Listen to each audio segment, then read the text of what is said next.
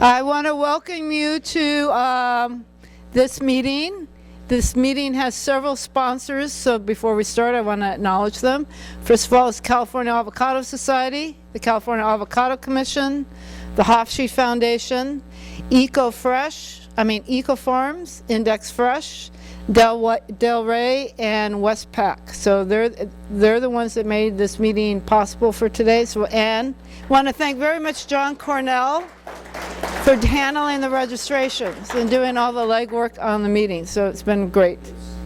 And there's seats here. Please come and there's seats here in the front. I know people don't like sitting in the front, but you'll get a good view of the screen if you sit in the front. So I'm Mary Laura Pea. I'm an extension specialist with the University of California. I forgot to mention the University of California is a sponsor of the meeting too.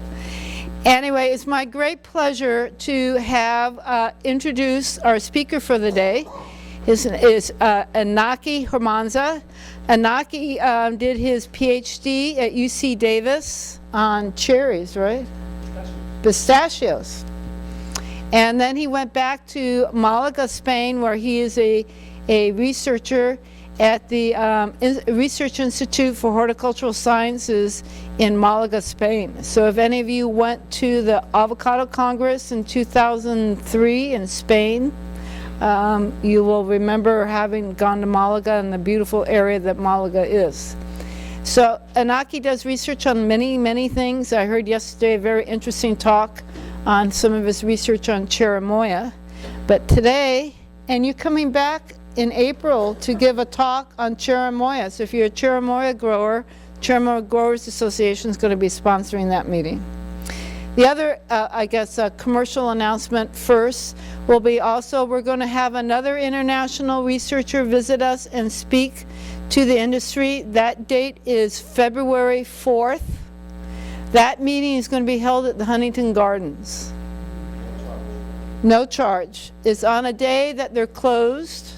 And so there's no charge, and you'll be getting an announcement, just like we announced this meeting soon. Did you print out any flyers for that?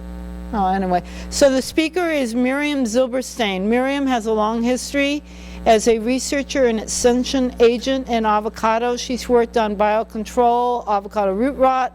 She's worked very closely with Dr. Benyakov on rootstock selection, the use of reclaimed water. And so, she's also going to give an update of what's happening with the Prolificus shot-hole borer and the Fusarium complex in Israel. What? And Perseumite, what they're doing about Perseumite in Israel. So again, Tuesday, February 4th, the Huntington Gardens. It'll be like this in the morning. We have the room, I think, from 9 to noon. And it'll be at the Amundsen classroom, wherever that is, at the Huntington. What? February 4th. Oh, Ruben tells me lunch will be provided at that meeting. So pre-registration will be required. So anyway, it's a great pleasure to turn the microphone over to Inaki. Inaki wants to have this meeting informal. So if you have questions, raise your hand. And you'll get your chance to ask the question in the middle of the talk. He has it divided up into sections, so at some point he will decide when we have a coffee break. So Inaki.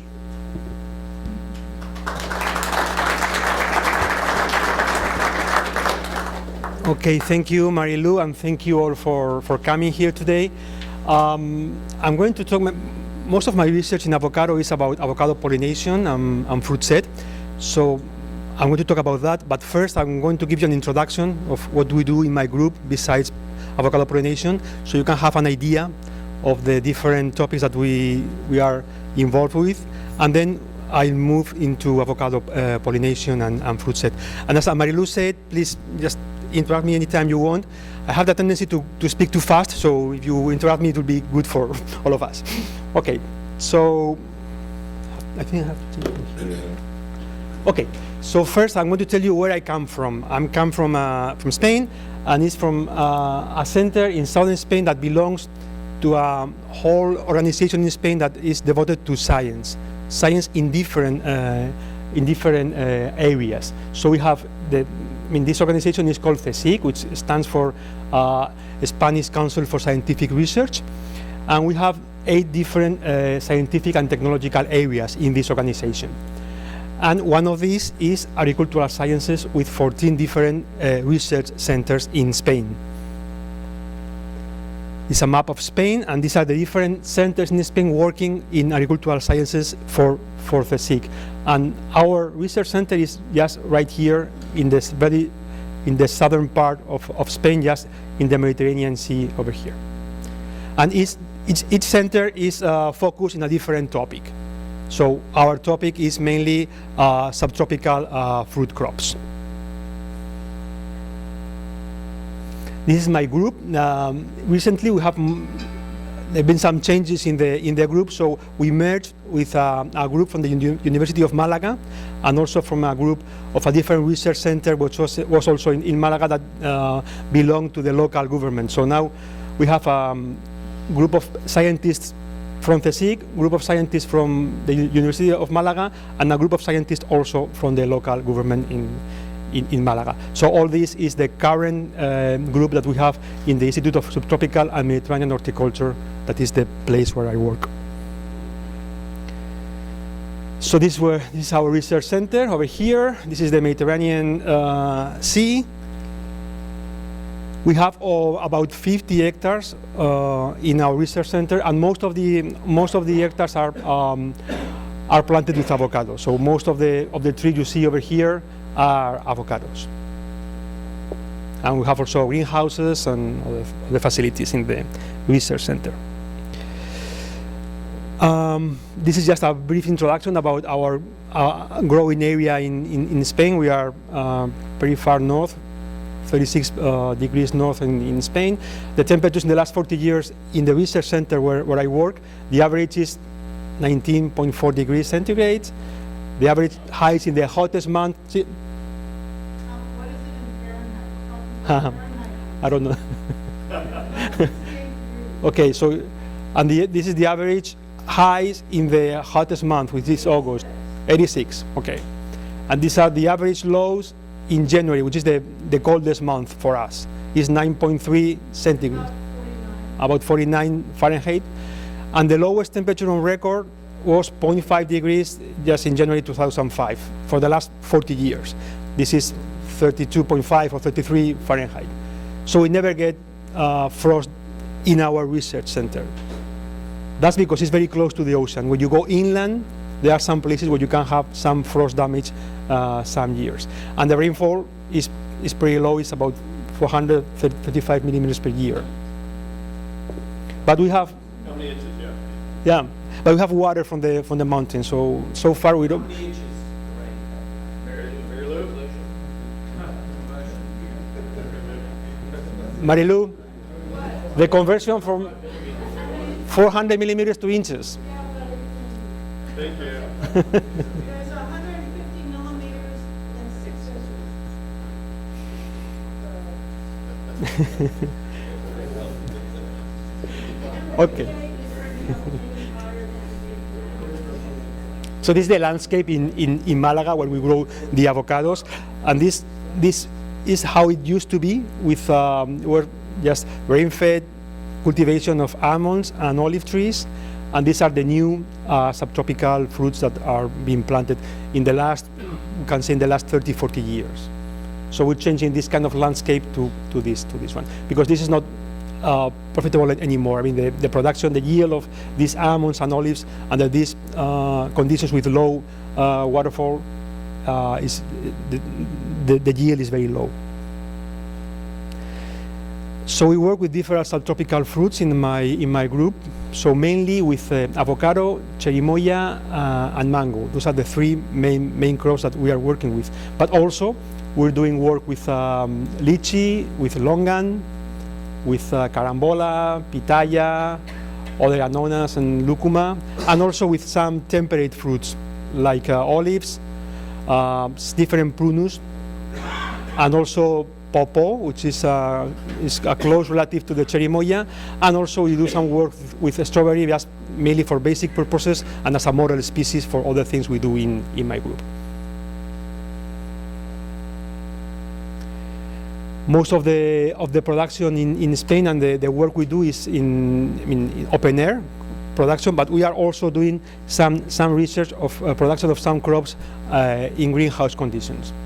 We're doing that with cherimola, with pitaya, papaya, and other crops. The idea is for some areas where you can have some frost damage, and also for some areas where you can have fruit earlier in the season, and you can get a better price if you do it under greenhouse conditions. There is a very big area close to Malaga, is Almeria, where there is a huge production of horticultural crops, mainly tomatoes, for the European market. And some of those greenhouses are no longer profitable, so they want to change to other crops, and subtropical fruits can be an alternative for those greenhouses in that area. Lucumans from greenhouse or Outside, yes. But there is almost no commercial production of lucuma in Spain. Because they don't know it? Or Because they don't know it, and they prefer to plant avocados and recently mangoes. Mangoes is been a big boom in the last 5-6 years. So there is no a real market for lucuma in Spain, although the production we get in our research station is very good.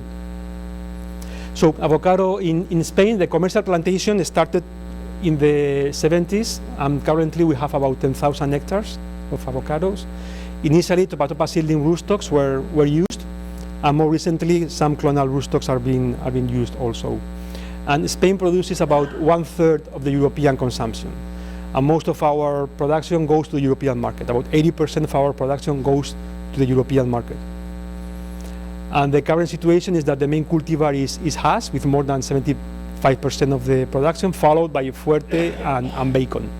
And the main problems that we have is the root fungi, Phytophthora, and also Rosellinia, which is a particular root fungi which is present in Spain, because it was associated with the old almond and olive groves. And we have some problems with Rosellinia. And also, of course, the Perseumite that was introduced in Spain in 2004. Now I'm going to tell you just briefly some of the things we do in our group, and then we'll move to the reproductive biology topic. So we'll do optimization of cultural techniques. So we have some trials of organic production of avocado to study the effect of low or no mineral nitrogen supply on yield, tree growth, and fruit quality. We have trace on microelements in avocado. Alternate irrigation, where you stop the irrigating one part of the tree, and then you move to the other part, and it's a way of controlling soil fungi. So you apply the same amount of water, but you keep half of the tree dry for 3 weeks, and then you move to the side of the tree. And for Rosellinia, it's working pretty well, because the fungus suffers under those dry conditions, but the plant gets the same amount of water.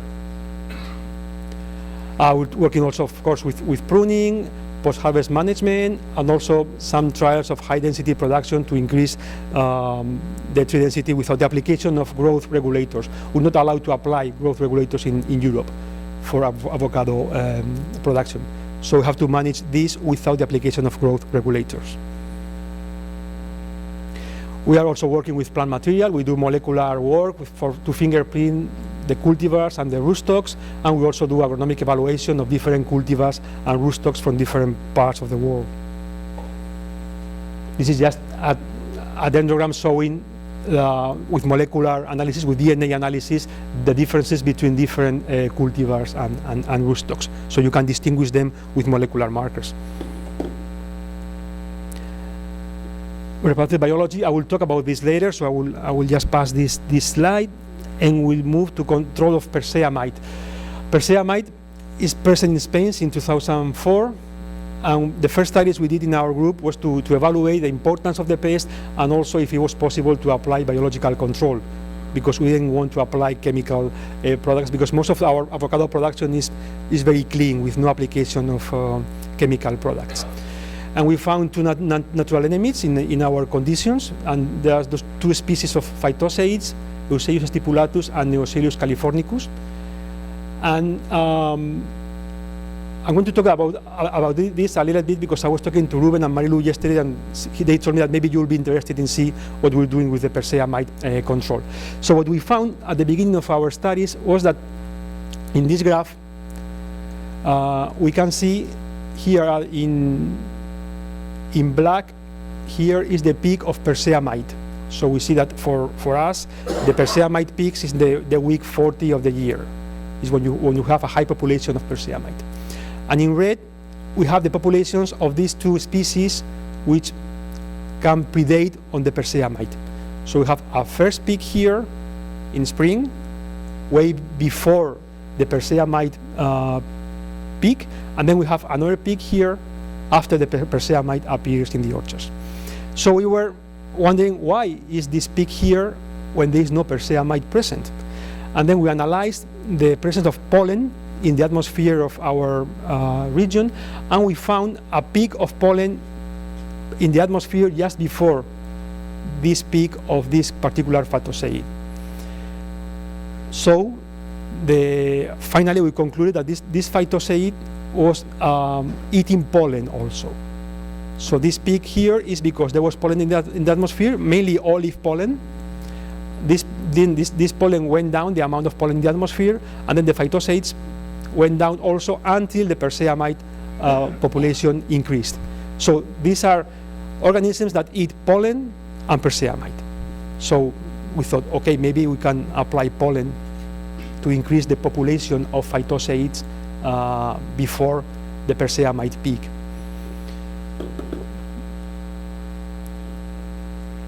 So this is the situation that we have, is Eusebius stipulatus in the spring, it's pollen, and in the summer we have Eusebius stipulatus and Neoselus californicus, which is a different species. So we have two different species of natural enemies for the Perseumite. So in summer, this californicus eats the Perseumite, and this stipulatus also eats the Perseumite. So both help to control the damage to the leaves. Okay? What we are trying to do is to increase the amount of pollen here before the Perseumite peak, so we can have a higher population of this particular pest ready for the Perseumite infection. And when the Perseumite appears, then we'll have a high population of these phytoseids. So we're trying to do that. Different techniques. We are planting maize plants in between the avocados. We are applying pollen to the avocados and so on. And we also tried in the lab to give pollen to this arthropods to eat, and they can eat almost any kind of pollen.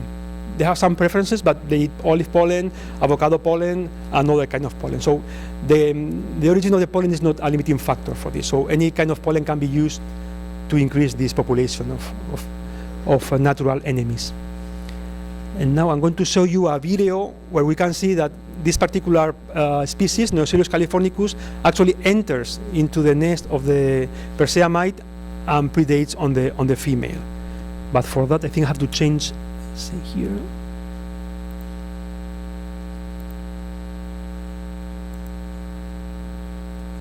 Okay, so this is the natural enemy. This is the nest that you see in the leaves of avocado. You see those spots where the Perseumite is. Where? Okay. See. The beneficial that consumes both pollen and Persea is at present in Portogenous. The question is if those particular predators are present in California, and the thing is that I don't know. We know that they are present in Spain.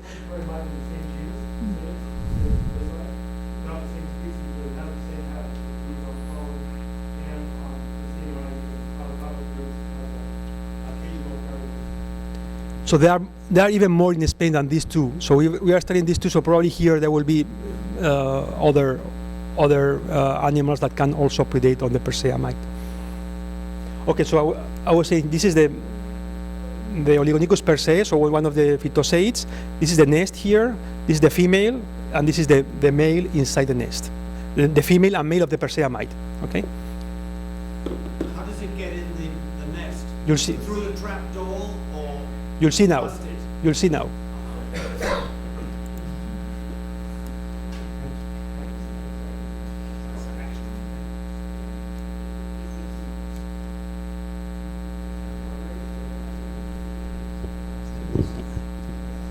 So it goes directly to the female. The male does nothing, just looking.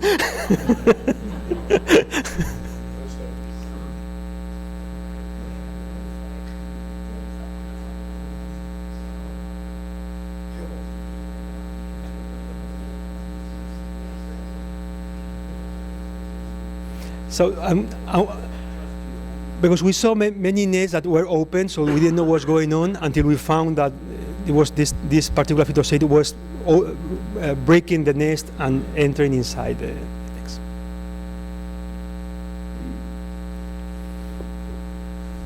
Okay, this is close to the end. Yep. When you start looking at Perseumite, when you started looking, did you find these predators native, or did you introduce them? No, they were native. So we found them in, the thing is that in our, go back to this.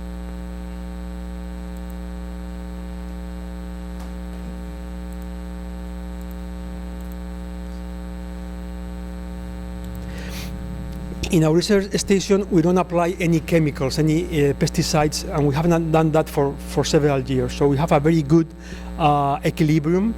So that's why probably we had this and other arthropods that were present in our orchards. The thing is that what also we saw with some farmers, when we had the first Perseumite in 2004, they started to apply abamectin and other pesticides. And a couple of years later, even the amount of Perseumite was higher than in our conditions. And probably it's because they kill everything, the Perseumite and also the natural enemies. So the idea we have now is that, of course, we'll have to live with Perseumite, but the idea is to keep a very good, healthy orchard condition, so you have natural enemies that can control the pest. So the pest is going to be there, but maybe the damage will be not that important. At what point do they attack Perseumite? At what stage of the Perseumite's development? Different stages. They can eat even the eggs also. So they eat the eggs. They can attack the adults. So at any time of the Perseumite cycle. Neosilius californicus is the only one able to enter into the nest. Eusilius stipulatus prefers to eat them outside.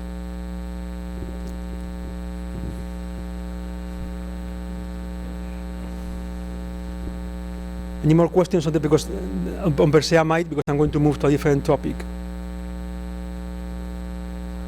I like to say that in Israel they have a sex stipulation. They're trying to get different kind of pollen with some success sometimes. They planted Sudan grass, and Sudan grass produces plenty of pollen. Problem with it is that they're very aggressive, so it will eventually grow. I'd like to ask them, what level of infestation do you get there? When you say it's really infested, is that like? Yeah, we have I don't have them. It's variable. Compared to what? It causes defoliation. But in the very old leaves, so we don't have a problem of defoliation in the young leaves. It's in the very old leaves, but that depends also on the regions. Like in the Canary Islands, for example, which is also part of Spain, but is more tropical. They have defoliation and severe defoliation with the Perseumite, but we don't have that. So we have damage to the leaves, but the leaves that fall are in the older leaves. So that's why we think that the damage is not that big. But the other thing also is that we've seen in the last few years that temperature is very important, and temperature can break the equilibrium between these two, between the predators and the pest. And sometimes in some very hot years, we have problems for biological control because the Perseumite seems to be more adapted to hot temperatures than the phytosates. So when we have very warm springs, then the Perseumite infection is much higher than when we have mild springs. We've had mildly warm springs here, and the Perseumite are going crazy right now. It's really early year for having a stay. Hmm. Winter that no rain. Dry conditions. Hmm. So well, still working on that. So,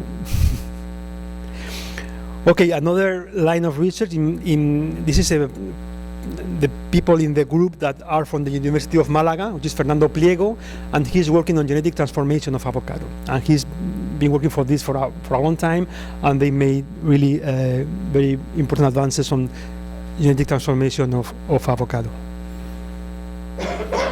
And this is the program of selection of avocado rootstocks tolerant to Rosellinia, which is the leader of this program is Araceli Barceló, which is from this research center that I told you at the beginning, that is from the local government. And the thing that the idea that she's been doing is to screen different seedlings from different origins, and also some avocado trees surviving in orchards infected with the fungus.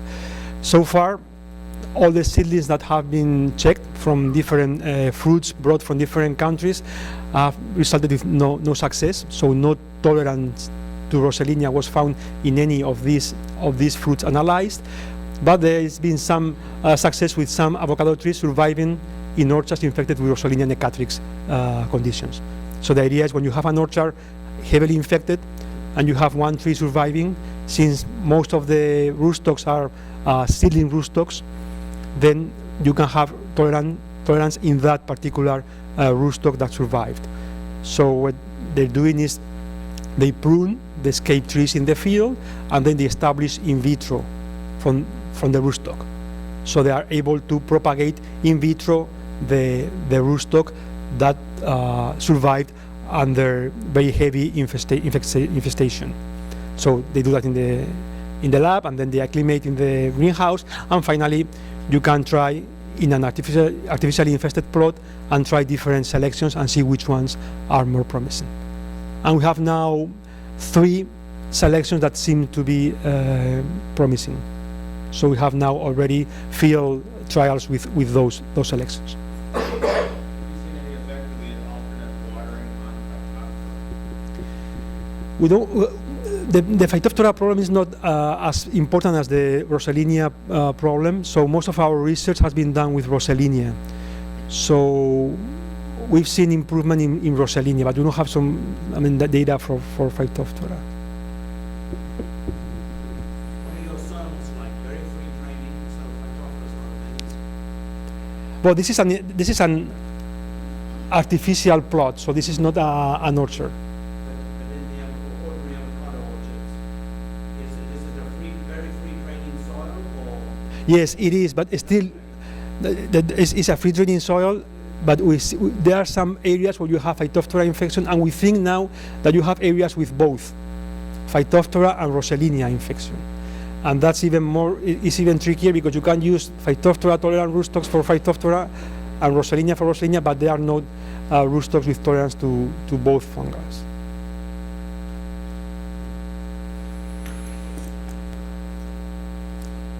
Okay, so then I'm going to move to pollination biology and fruit set and so on. So this is just to introduce the topic. So you need the resources: water, light, temperature, carbohydrates, nutrients, and pollinators to allow the different growth processes in the tree, from shoot growth to fruit growth. And the outcome is shoots, meristems, inflorescences, flowers, and finally fruits. And you need all these to have finally a good outcome of fruits. It's just to show you the different developmental stages in avocado, from bud break and leaf growth, then you have the inflorescence growth, and finally you have the small fruits, and finally the mature fruit. So from flowering to fruit set, you can have losses of flowers and fruits at different stages. And then when can we lose fruit? We can lose fruit at flowering time, at June drop, and mature fruit mainly. And I'm going to focus in this talk about what's going on during the flowering phase.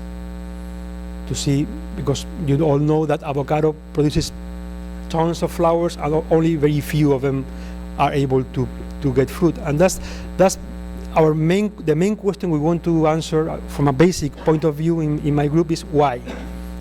What's the reason why avocado, and not only avocado, because also mango, that's the same thing, produces so many flowers and then you have so few fruits.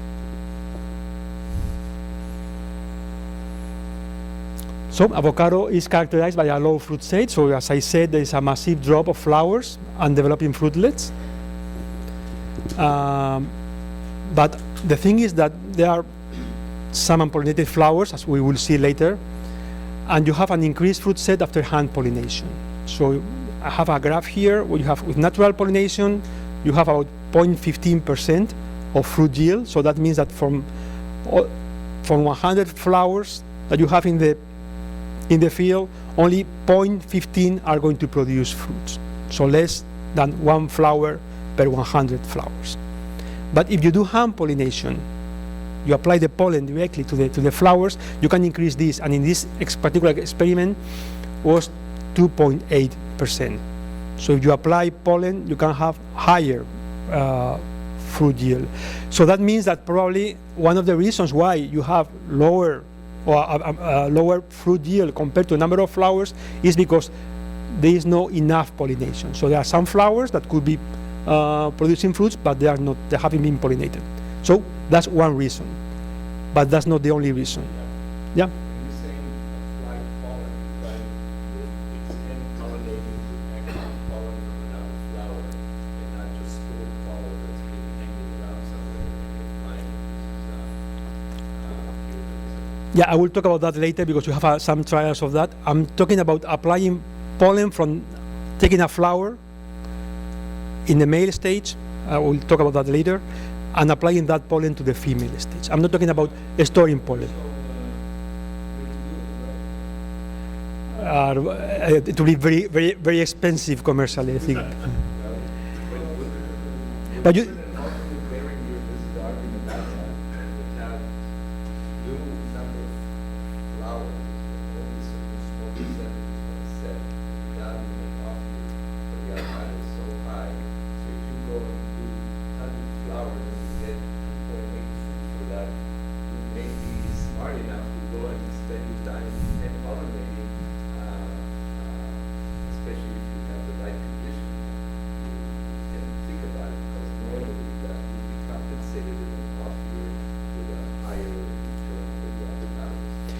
Yeah, and also the value that I give here, 2.8, I don't remember now in this particular trial which pollinator we used, but there are huge differences among pollinators. So one line of research could also be to select for a very good pollinator, because in some cases we'll show you results of up to 7-8% fruit yield when you apply a particular pollen from a particular pollinator. How did you actually do the pollination? Did you blow it in the lower? No, you take the flower in the male stage with the anther open, and you wrap the anther on the stigma. That's it. Have you ever tried blowing pollen? No. First, you have to take the pollen from the anthers, and the amount of pollen that you get in the anthers is very small. Then you have to have probably a high amount of pollen, and I'll show you results later that the viability of pollen at 4 degrees or at room temperature goes down very quickly. So we use pollen only 1 day old. You'll see that later, and we can discuss about that when we'll show you the results. Okay, so as I said, additional factors have to be involved.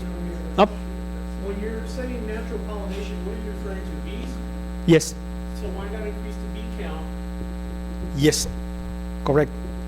If you have problems with pollination, one of the ways to do it will be to increase the number of bees in your orchard.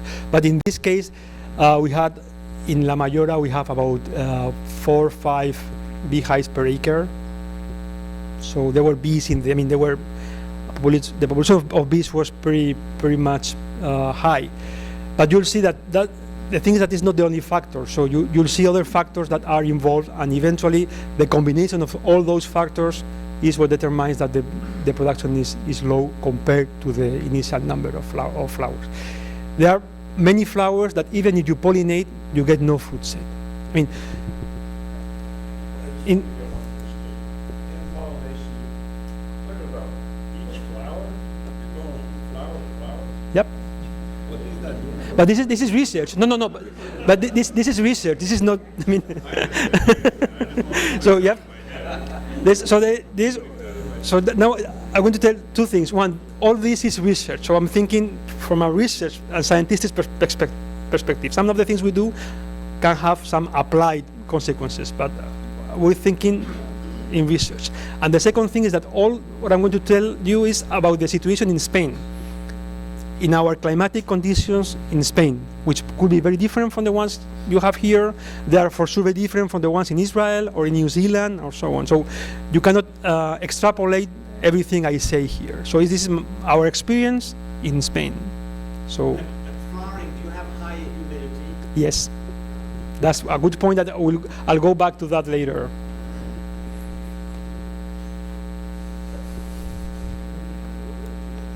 Okay, so then let's go to the kind of flowers I was talking about. So we have, you know that avocado has so-called Portogenous Dichotomy.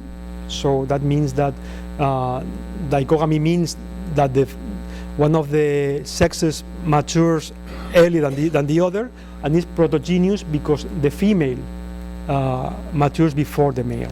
Okay, so here we have the female flower open in the female stage, the first day of the cycle, and this is the male flower in the second day of the cycle.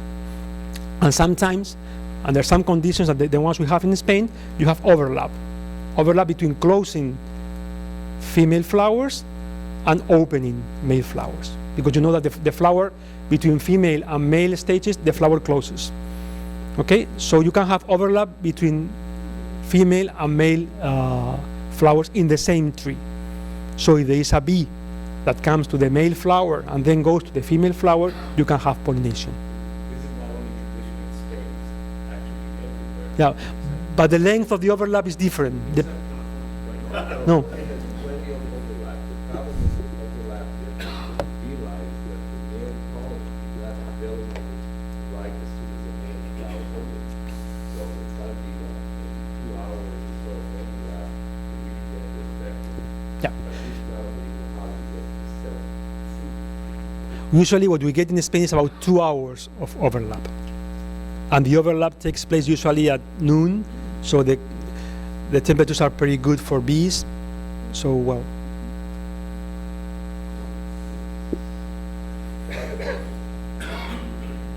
This is a drawing from Isham from Israel. What you have here, again, so the female stage, when the flower opens circular here, and then when it closes, and then you have the flower closed. And then it will open in the male stage, the anthers up here, still not open, the anthers, so the pollen is not released at this stage here. Here the anthers start to open and you have pollen release in these anthers. And finally, the flower will also close.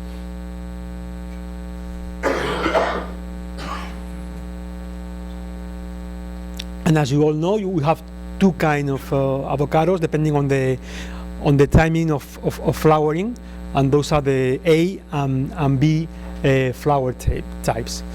So you have a cultivar A, like could be Haas, the day 1 in the morning, the flowers will be open in the female stage, then they will close overnight, and they open again the second day in the male stage. And for B flower type cultivars, the flowers will open the first day in the afternoon in the female stage, and then they close overnight, and they open the next morning in the male stage. This is okay in the books, but it's not always the case in the field. I will show you some results later, but depending on temperature, mainly, and also mainly temperature, this cycle can be changed. But basically, they work in this way. So, in order to have transfer of pollen from A to B cultivars and vice versa, you'll have in the morning, you'll have female flowers in A and male flowers in B, so the pollen will go from B flowers to female flowers of the A cultivars. Whereas in the afternoon, you'll have female flowers open in the B cultivars, and the pollen will go from the male flowers of the A cultivars to the female flowers of the B cultivars.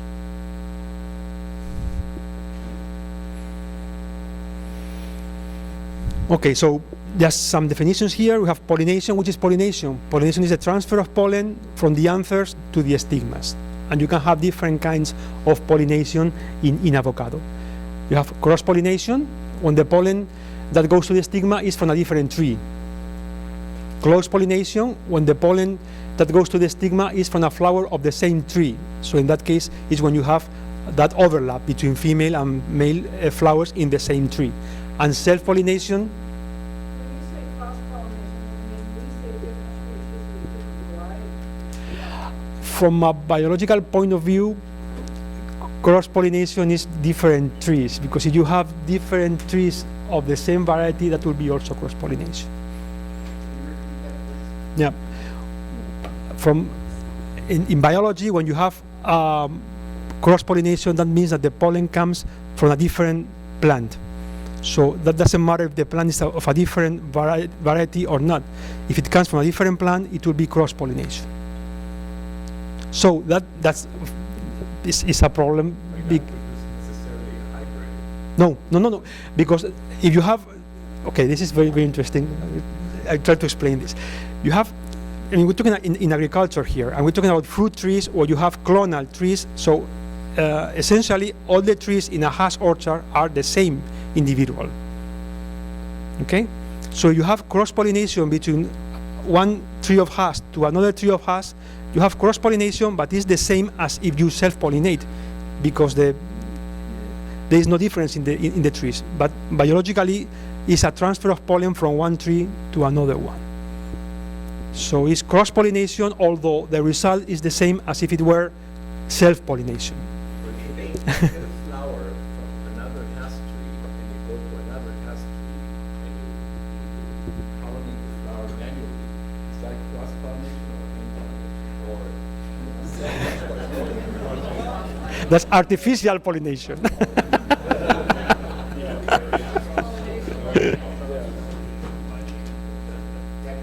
transfer may create the germ tube, but is it a viable setting fruit? Is it genetically going to be aborted? No. If it's self, if it's us to us,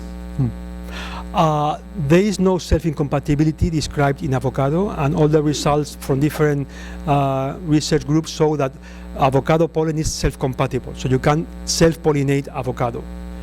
So I will go into that later also, because there is a preference for outcrossing with a different variety, but if you self-pollinate, you get fruit set.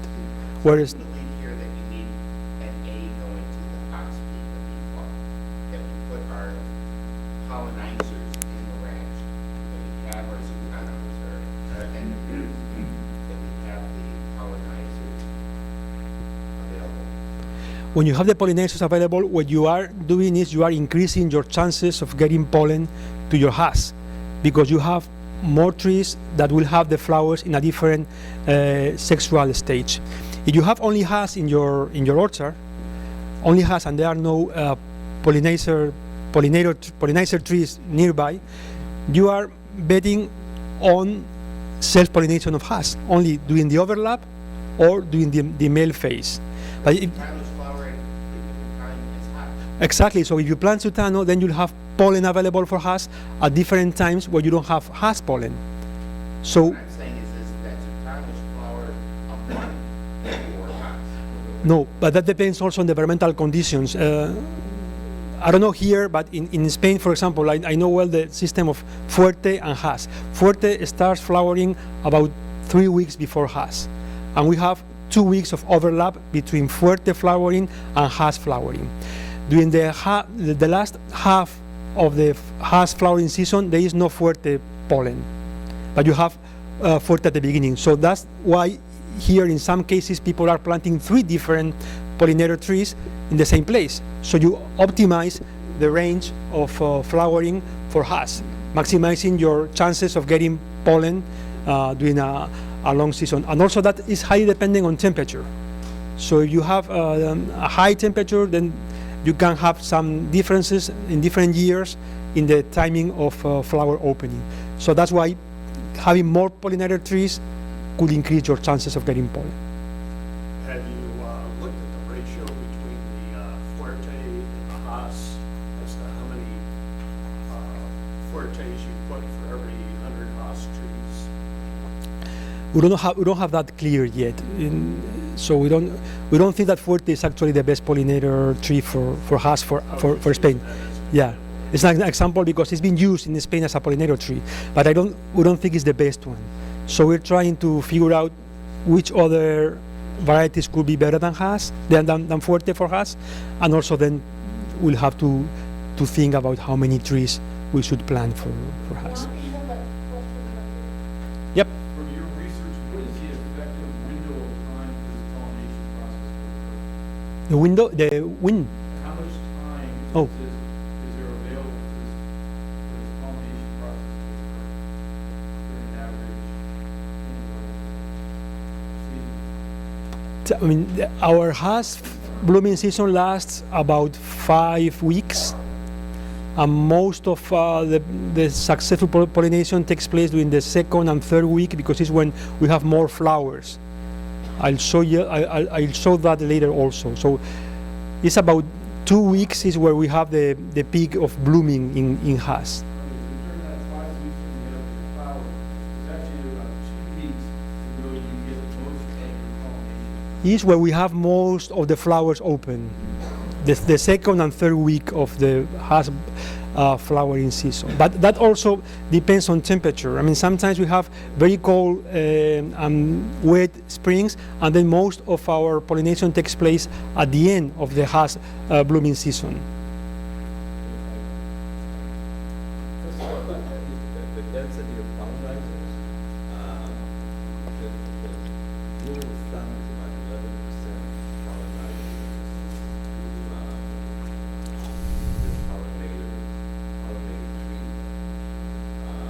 Basically, this way each tree sees a pollinizer due to the fact that bees only work in a certain area. They don't fly very much. Since we're living here, honeybees, if they're not pollinators, they're way foraging, and if you really need to pollinize it, then it's very critical that you have close by presence of those.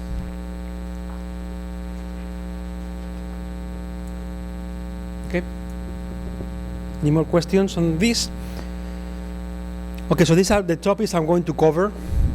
So pollen viability, I will talk about that. So that goes to the question of if we can use pollen, apply pollen in the field.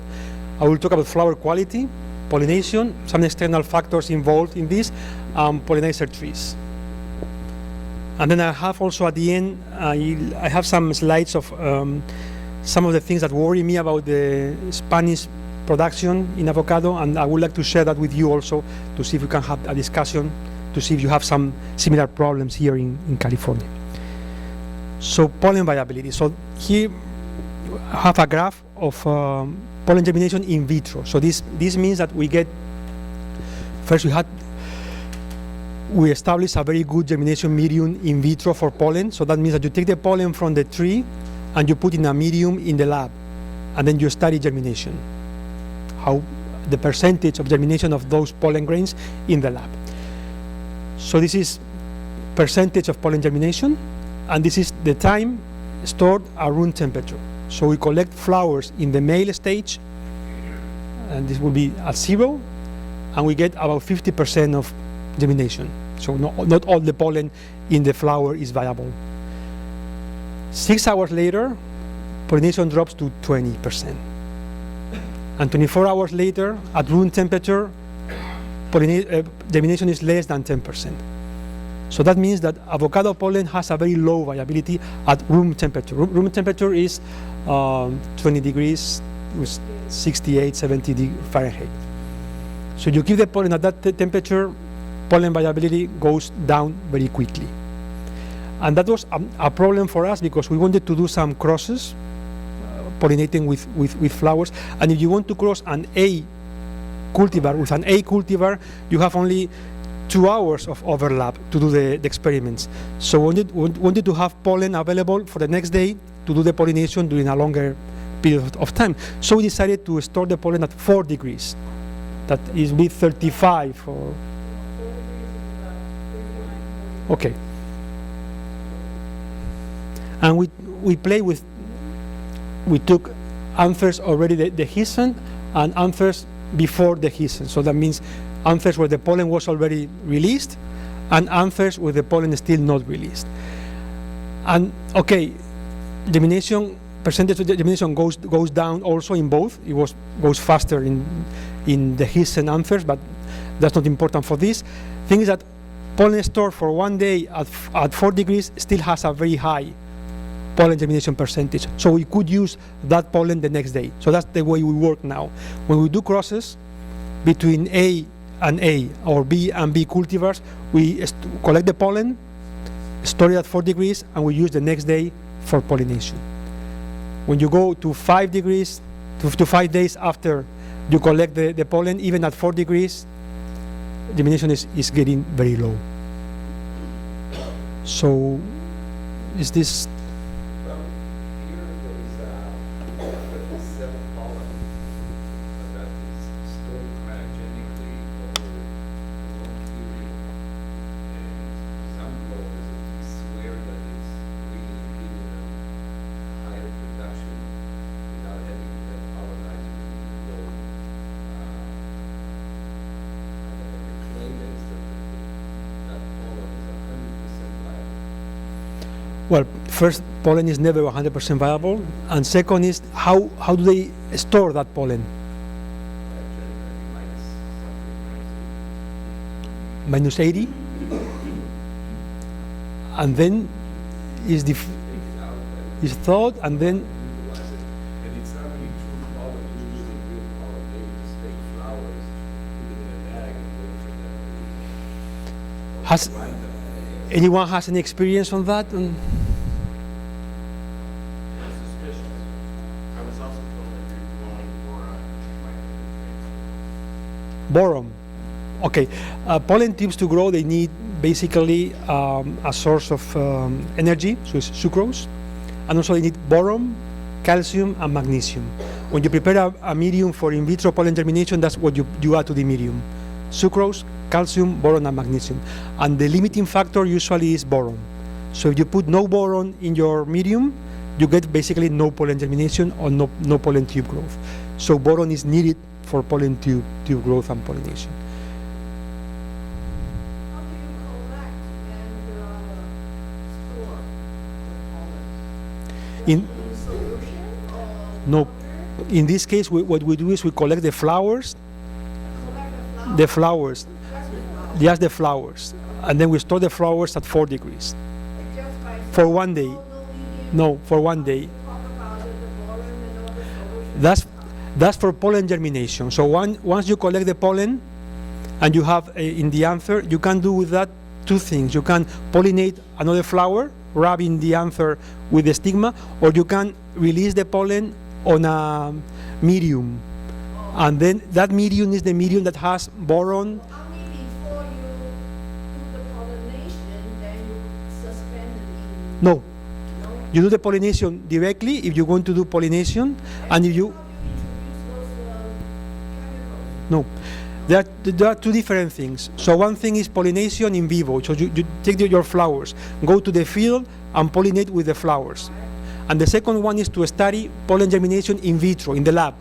And for that, those flowers, you put them in a medium and you study pollen. You store the flowers Yes, and you... in a medium. Yeah, but that pollen in the medium, it will last for 1 day only. So we do that just to study pollen germination and pollen tube growth. We don't... Can you collect those flowers, put in a medium, then spray? It's easier than get back in. No, No, you cannot. you cannot do that because the amount of pollen that you get from an avocado flower is very small.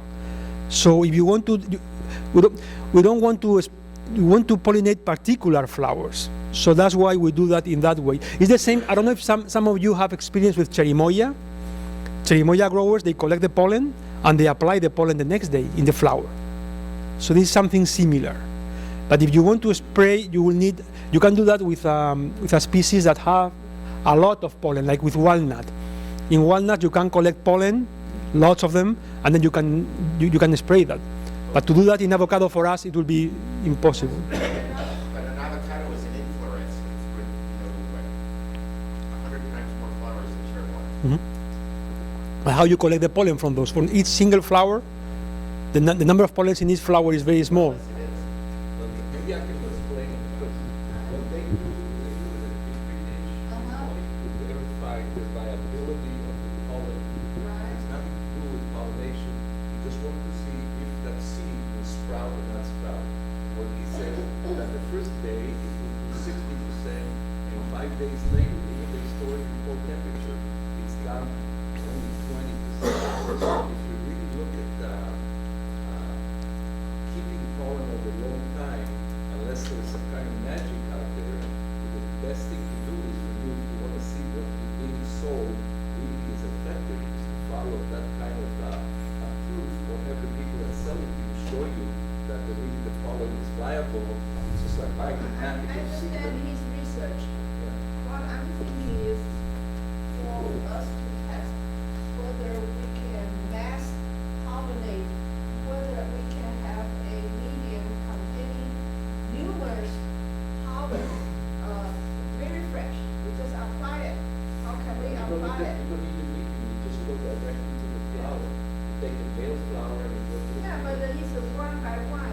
I'm just saying whether you can spray numerous flower can receive it. That's I'm thinking about. Yeah, but that's very difficult in avocado. I don't think. I mean, I think it's very time consuming, and also because I will show you later that most of the flowers, even if you pollinate them, they will set no fruit. So this the factor of pollination, and this the factor of flower quality. So most of the flowers in avocado, basically, they're not good for fruit set. So even if you pollinate them, you'll get zero fruit set. So that's I think also important. I mean, the important point is you're not advocating hand pollination as a commercial practice, but your data on hand pollination is for research purposes. Exactly. But this is an example. I mean, but what I think is that pollen viability is low after storage for a few days.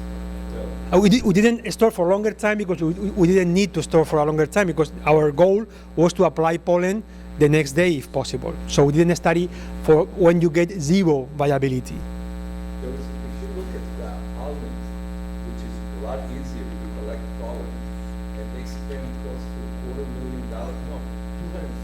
million a year on pollination, you would think that if somebody will come up with a spray magic deal, they're better That's what spend it I'm on. thinking about it. You can collect and then use it right away, but for some mechanism to distribute it over a wide range. They will do be that much with like more- electrostatic charge, and they can charge the pollen, but you have to have such a large number for it to go and end up with a stigma and a right time and temperature and everything else.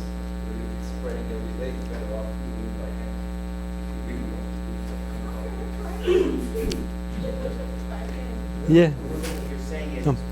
Sorry. I've had moderate success by taking some pollen, mixing it with some cornstarch, inserting it into a squeeze bottle, drilling a hole in the side of leaf blower, and I inoculated 2 trees with moderate success. And for how long did you keep the pollen between collection and pollination? It was gifted to me by another party, so I'm not sure. A small amount of grams, 1 gram, and like a ketchup squeeze bottle that I bought at the 99-cent store. And you connect to a door. I just had a leaf blower and squeeze it with a big cloud over the tree. Moderate success. I think what Ruben is saying, if I could just kind of repeat, is if they have not yet been able to accomplish this pollination practice of enhancing it artificially by human intervention. In almonds, how do you think with the amount of resources that we have in avocados that we could enhance and develop it when we are much, much smaller than almond growers? Yeah. Basically, what we need to get to is the understanding that we need more bees in the ranch, or we need more pollinators in the ranch, and we need to distribute the colonies throughout the ranch. Okay, yeah, I think that's the key point. I mean, if your problem is pollination, that you don't get enough pollen in the flowers, just increase the number of bees.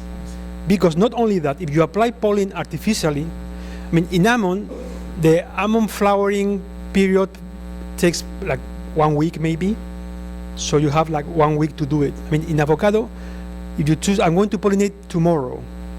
Why tomorrow? I mean, you have 4 or 5 weeks of flowering, so maybe it's not the best day.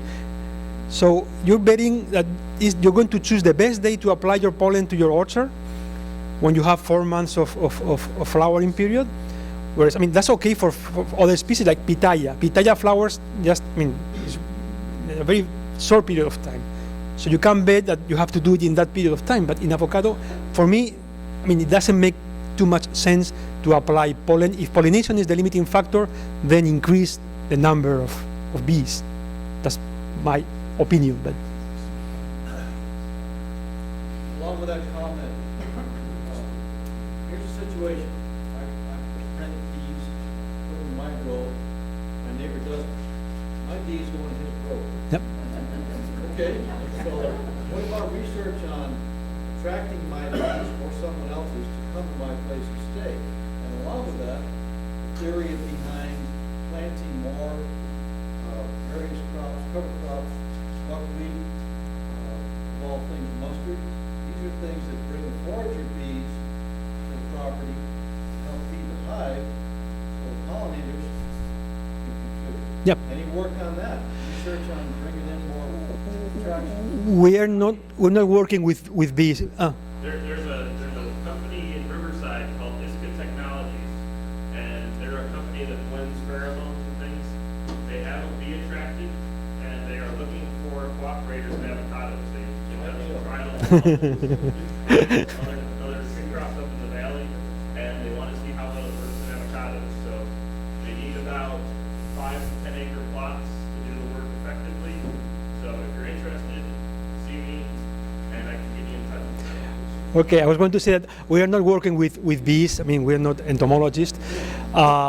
One thing that you should be careful also is if you plant other crops, be careful that the bees don't go only to those crops, and then they avoid avocados. Because I will mention later also, but avocados were present on Earth, or I mean avocados, the family of the avocados were present on Earth way before bees were present.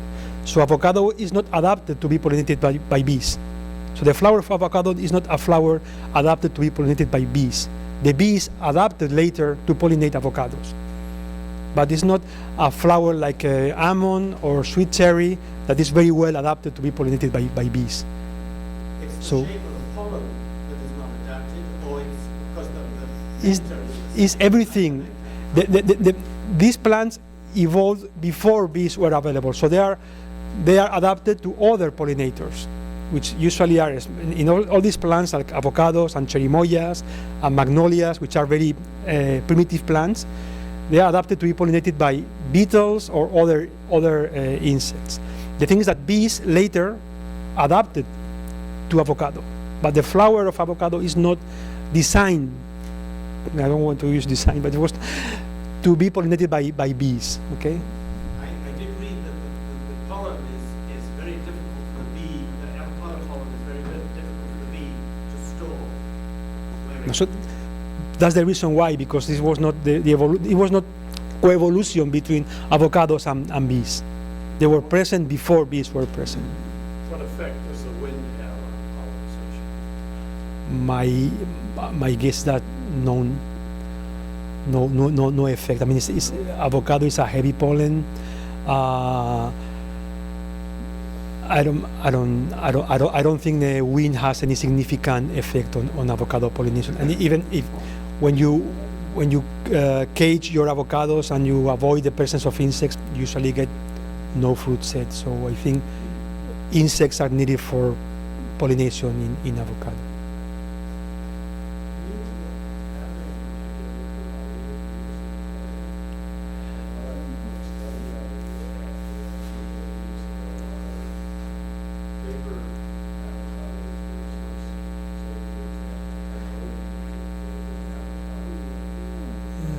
Think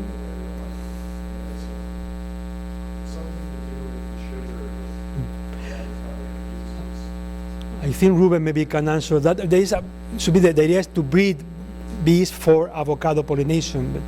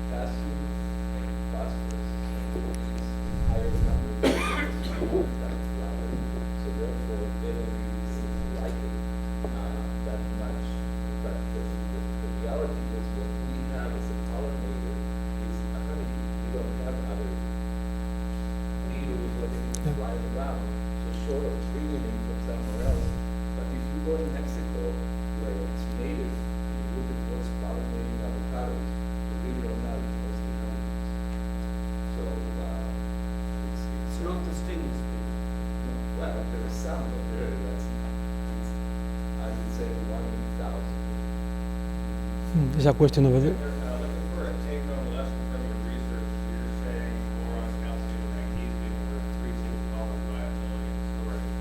Could we add that to either foliar feed or irrigation and increase pollen viability? Yeah. Okay, what I'm saying is that those compounds are needed for pollen germination and pollen tube growth, and usually if your trees are in a good health situation and you fertilize properly, you wouldn't have to add those to the flowers to get a better pollen tube growth. So usually you don't have to do it. But if you have some deficiencies in boron, for example, then it will make sense to apply maybe boron by foliar means at blooming time.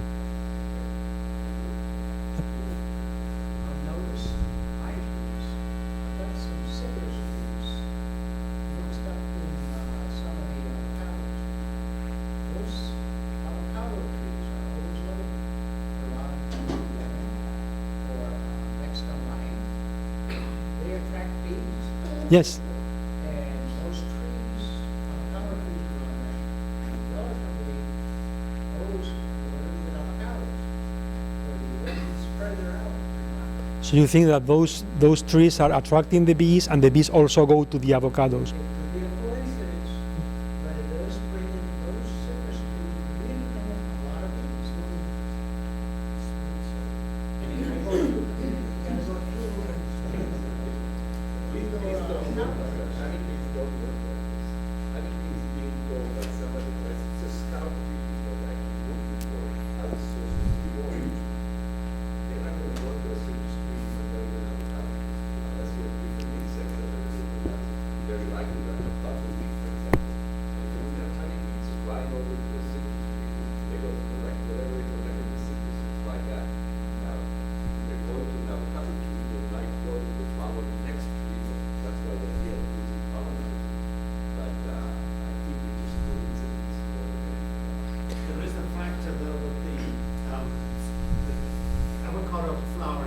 Exposed, the nectar is dry out by 9 in the morning. The stuff is too sticky, the bee can't drink it.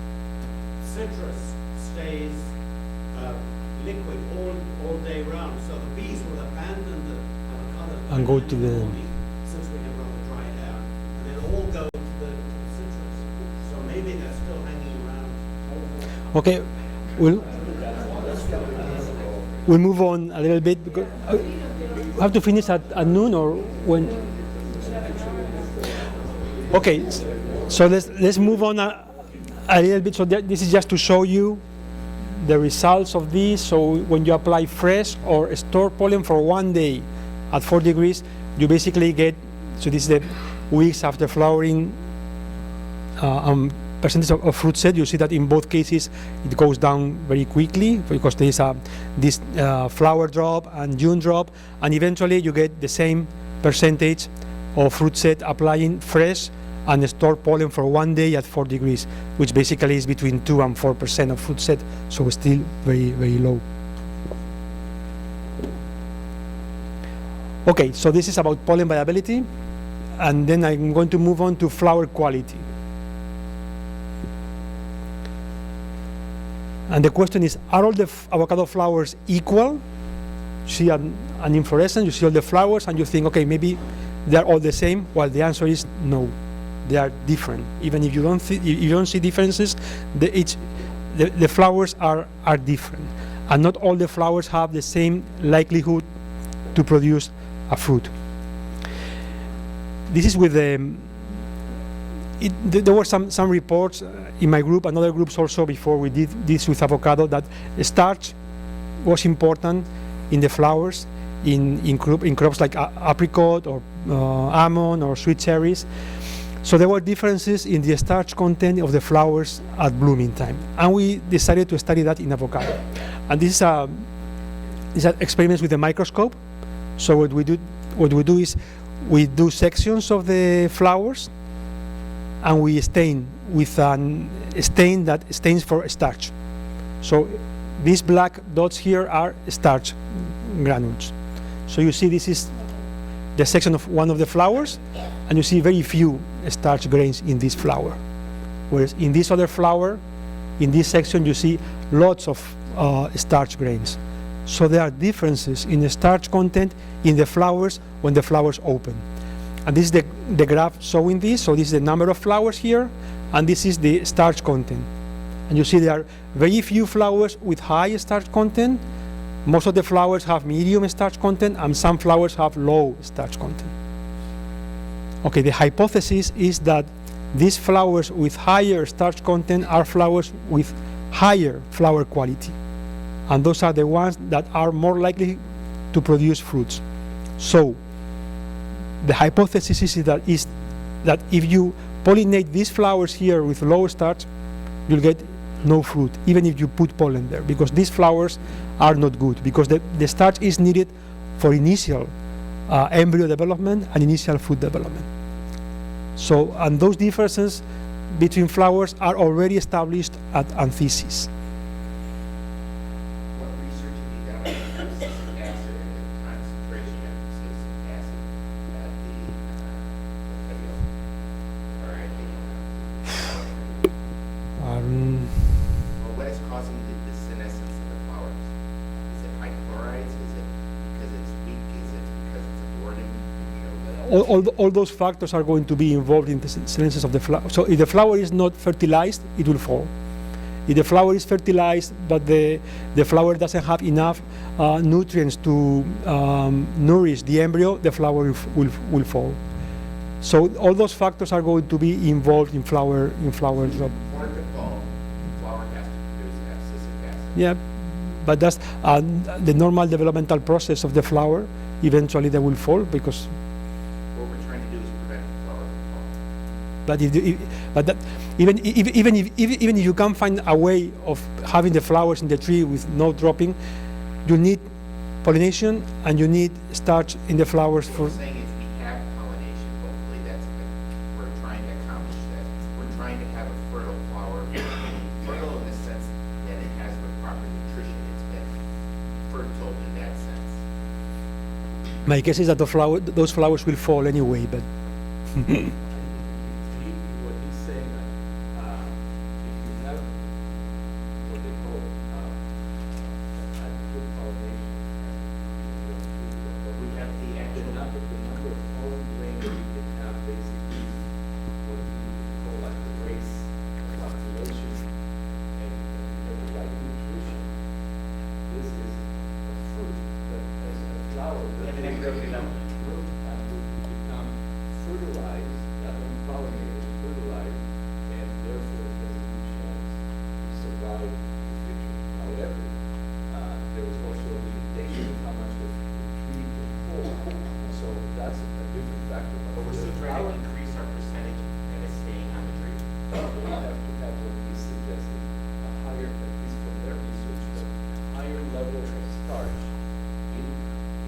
flower, and also additionally, hopefully some flora and other, most people will have them, then you will get more likely for pollen to grow and eventually reaches, the Do other. you think we have proof that it is at the baby stage, it is dropping? Why? For many reasons, some of it, Why is it forming because that's senescence?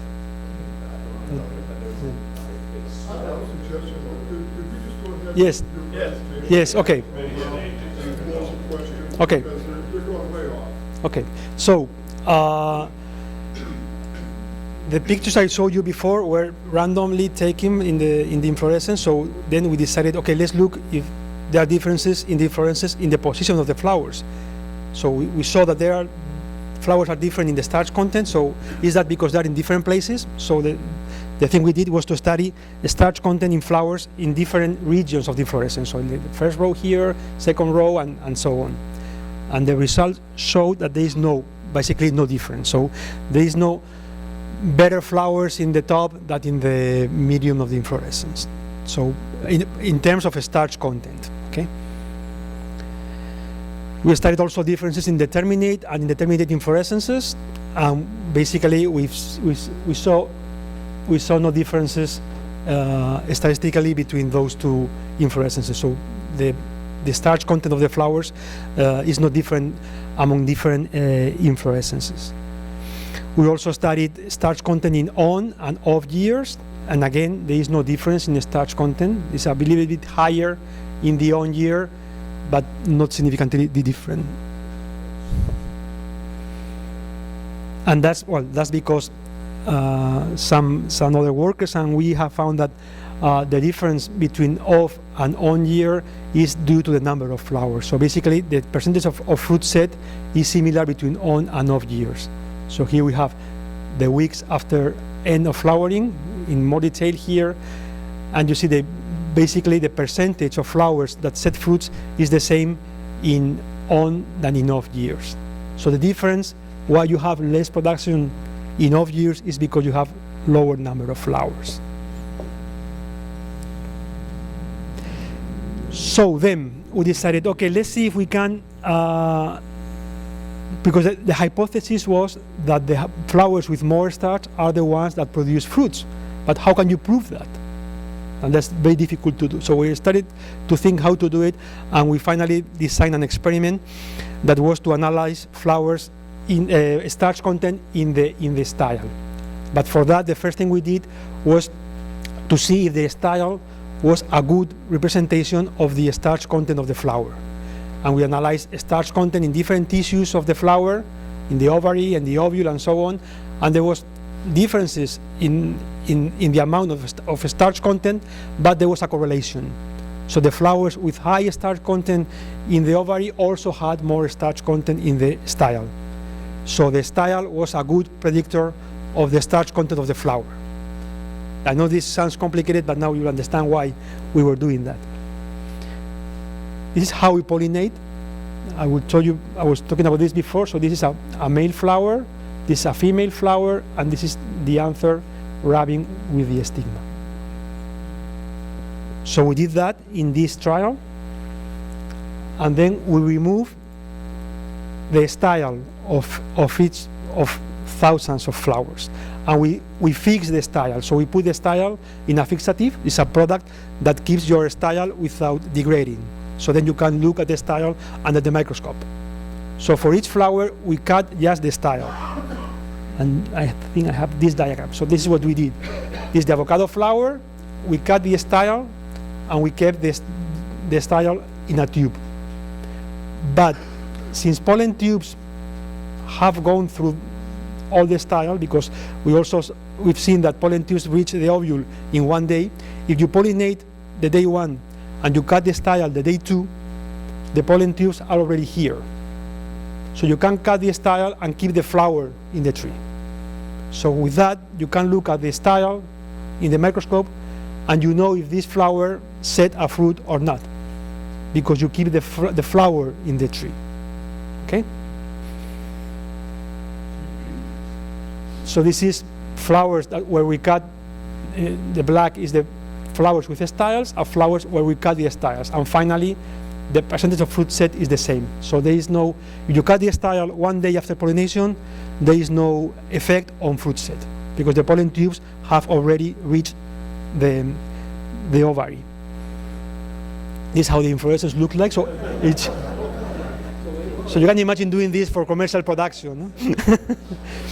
So each one is a flower where we cut the style and put the style in a tube. And each label, we know the date when we did this, so we can follow this label to see if there was a fruit or not.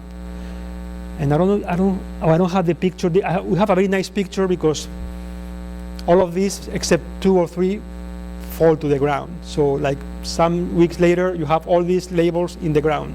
So you're doing this for thousands of flowers, and eventually you have only tens of fruits. So it's very sad, but the results were that when you do this is starch content again, and these are the flowers that dropped and the flowers that were retained in the tree.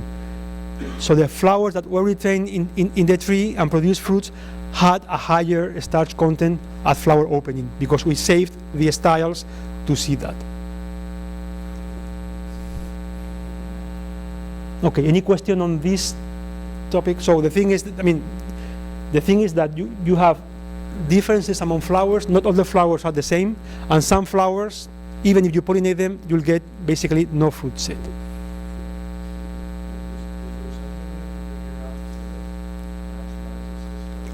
Yeah, that's the question.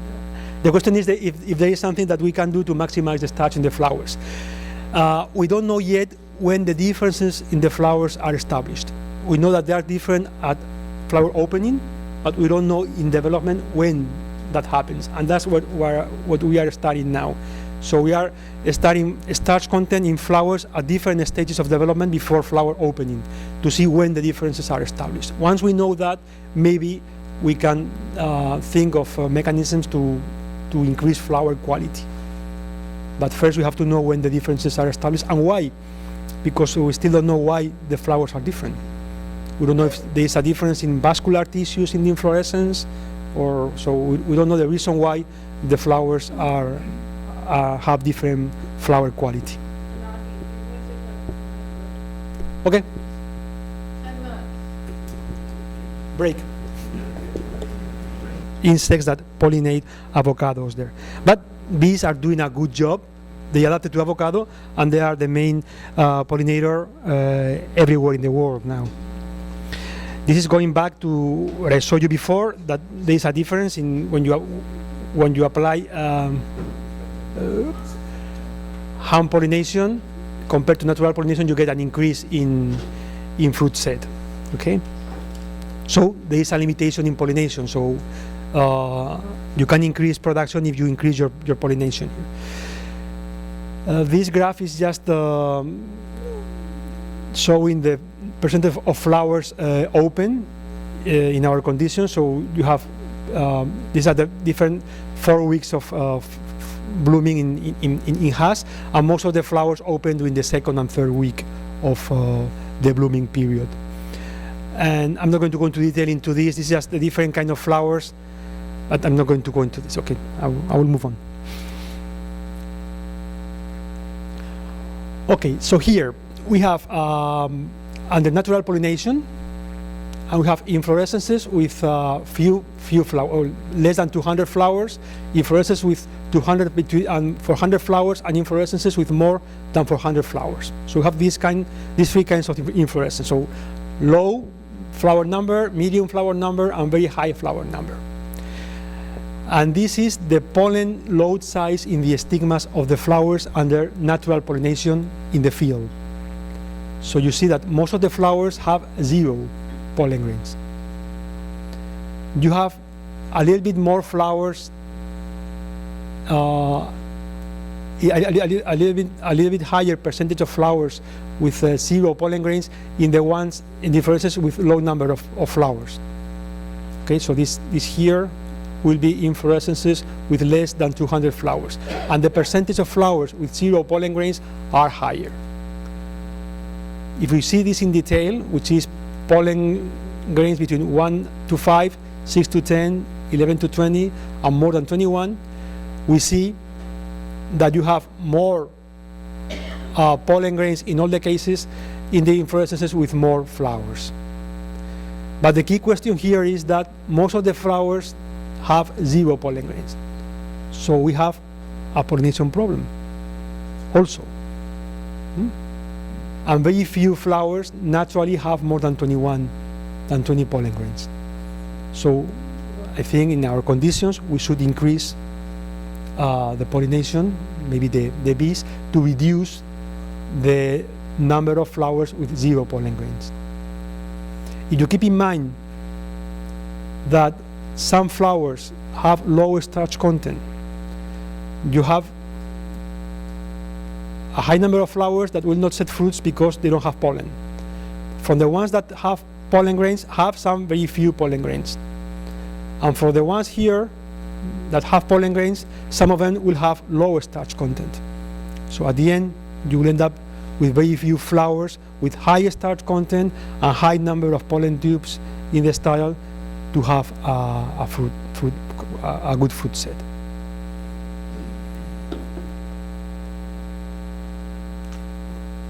So this is the number of pollen grains on the stigma and flower fate. So what happens with the flowers depending on the number of pollen grains in the stigma. And we divided this in early drop, so the flowers that drop early, initial fruit set, and final fruit set. If we concentrate in final fruit set, we see that you get this percentage of flowers, okay? So you get fruit set with flowers that have more than, this is wrong here, but this is between 1 to 5. So when you have 1 to 5 pollen grains in the stigma, you get some fruit set with those flowers, but much lower than when you have more pollen grains in the stigma. And when you have more than 40 pollen grains in the stigma is when you have more fruit set. So the more pollen you have in the stigma, the better. You can have some fruit set with a low number of pollen grains, but you have better fruit set with a high number of. This is high. I mean, this is between 11 to 15, so on, and this is more than 40. So if we continue doing different classes here, this will be 40 to 45, 45 to 50. So this doesn't mean that this is different from the others. It's just all the rest of the pollen grains are grouped here in this bar here. If you measure the surface of the stigma, and you know the size of the pollen grain of the avocado, how many maximum pollen grains you can fit for one stigma? Good question. So Good question, but I don't know the answer. But that, yeah, I mean, there is a maximum for. I think I have some slides on that later. For pollen grain to germinate, you need pollen adhesion to the stigma, then pollen hydration, and then pollen can germinate. If you have all your stigma covered with pollen grains and you put more pollen grains, those pollen grains are not going to germinate because they have to be in contact with the stigma. So Ruben's point is very interesting because there's a maximum amount of pollen grains that can cover the whole stigma. You put more, you'll get no differences.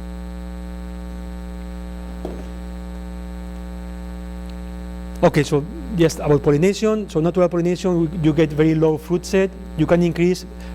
I have here the value of 5% because with different cultivars, you have differences in percentage of fruit set when you do hand pollination, and we'll show some results later. Fruit set is similar. Percentage of fruit set is similar between on and off years. So difference is mainly due to number of flowers. Can we increase pollination levels during the off years? So that's one interesting point, I think, because during the off years is when you have low production, and probably is when you have to increase your pollination levels during those off years. So you can increase the number of bees during the off years to maximize that, or maybe you can use additional insects besides honeybees. Bumblebees has been, in some cases, it's been proposed that they can be more efficient than honeybees under cooler conditions. So maybe we can start to play with this, trying to increase the pollination levels during the off years to reduce alternate bearing.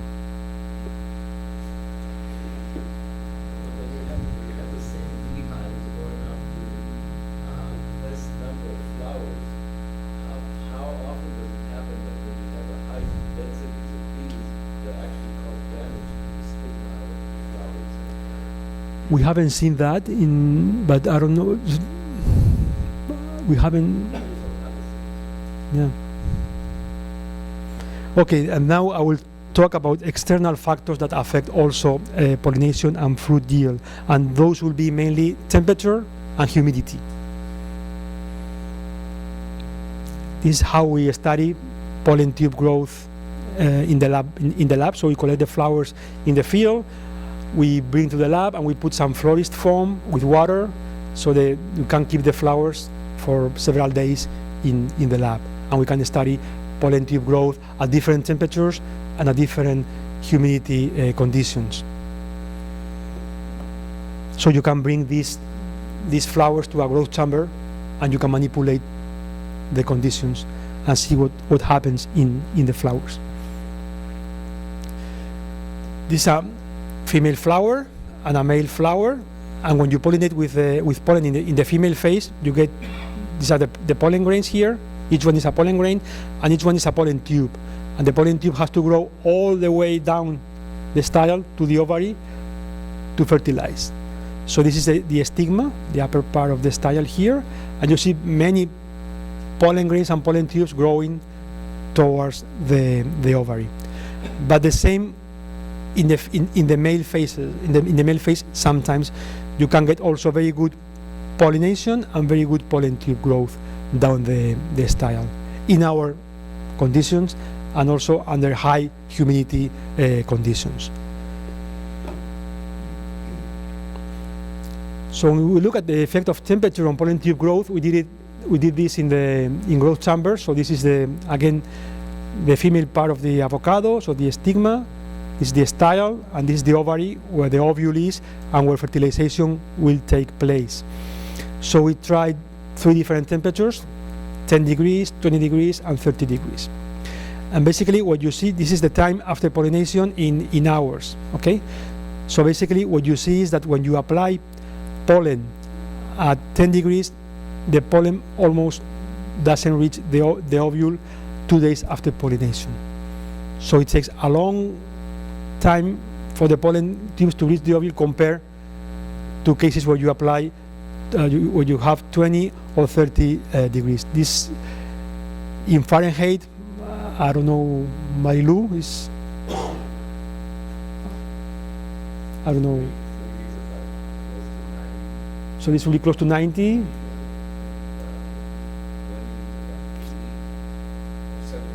75 and 10, 50, okay. So temperature has a clear effect on pollen tube growth. And there is no clear effect of temperature on pollen viability during these 2 days, okay? So the thing is that when you have very low temperatures, by the time the pollen tubes reach the ovule, maybe the ovule is not ready anymore to receive the pollen grains. So you get basically no fertilization. So you need good temperatures for pollen tube growth and fertilization to occur.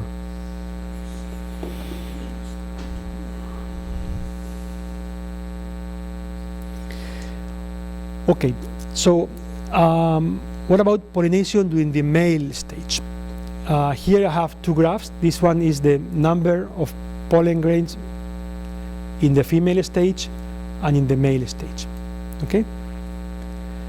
And these are the numbers of flowers analyzed. So the thing is that this is the pollen number, percentage of flowers and pollen number. So in the female stage, as we've seen before, most of the flowers have 0 pollen grains. About 80% of the flowers have 0 pollen grains. But when you go to the male stage, that's reduced to close to 50. So there's pollination during the male stage.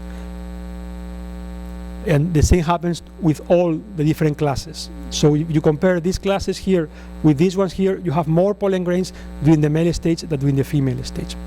So in our conditions, we have some pollination during the male stage. This was taken just before flower closing, by the way. And this is just represented here in the different weeks. And you always have, this is the percentage of flowers with pollen, and you have, this is female and male, so you always have more pollen during the male stage than during the female stage. The female immediately vector to move the flower, that the pollen, and the male you don't necessarily have a vector. It could be by, You get male flower that's nothing moving. yeah, correct. We don't know if this is due to a bee visiting the male flower or because the stigma touches the open anthers. But in any case, you get pollination during that male phase. The question is that pollen useful? So is the pollen, this pollen that you get during the male phase is useful for fertilization?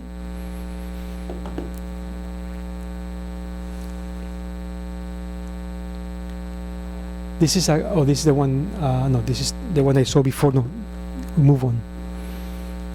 So then we look at the effect of temperature on pollen adhesion and germination. So I told you before that for pollen tube growth to occur, first you need pollen adhesion, and then you'll have pollen germination. So here we have different temperatures and feel what happens in the field. And in red is the female, and in male the male. And these are the number of adhered pollen grains to the stigma. So you see that at temperature between 20 and 25 degrees, you have higher adhered pollen grains. So these are the optimum temperatures for avocado pollination. When you go higher or lower, the adhesion is reduced. But you have adhesion even in the male phase. So when you pollinate in the male phase, in our conditions, the pollen adheres to the stigma. So the stigma is still able to collect the pollen grains. What about germination?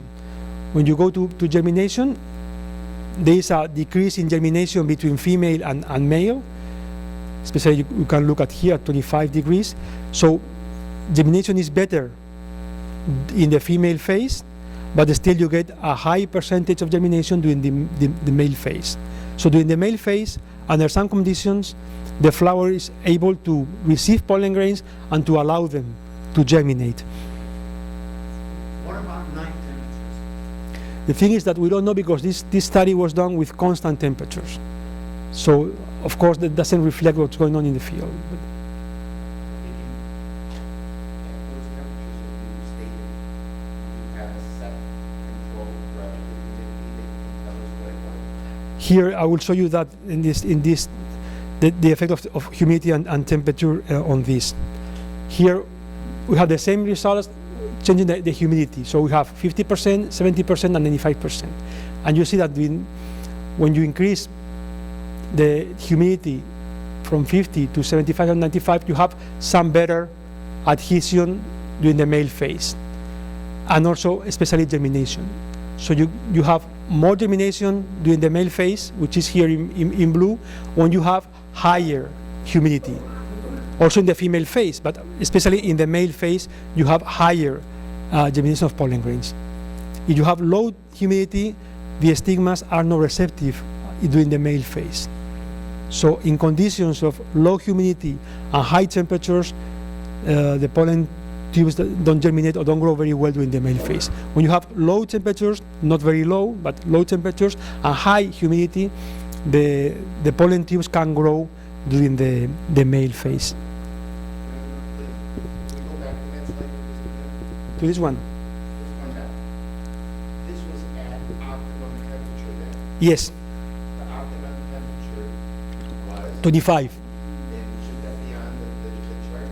What we're looking at is when you saw the previous one of this, Yes, you had it at optimum humidity. yes. That also should be on the graph. Okay, yeah, the thing is that, okay. But the thing is, Because I really don't know, you don't just look at temperature, because temperature and relative. yeah, so we're fixing the temperature in one case and we're fixing the humidity in the other case. Because you cannot play with both. Yeah. Something else is optimal. Well, what he's trying to say is to allow condition, dry condition, as stigma, the female stage, before the flower closes, it's already turned brown. If it's brown, it's not going to be receptive in the male stage anyway. Now, he said, on a certain humidity, not necessarily because of temperature, you're going to get the male, the male stage stigma is still going to remain white, and then there's a possibility, at least for pollination to happen and also fertilization. In their case, where they have a high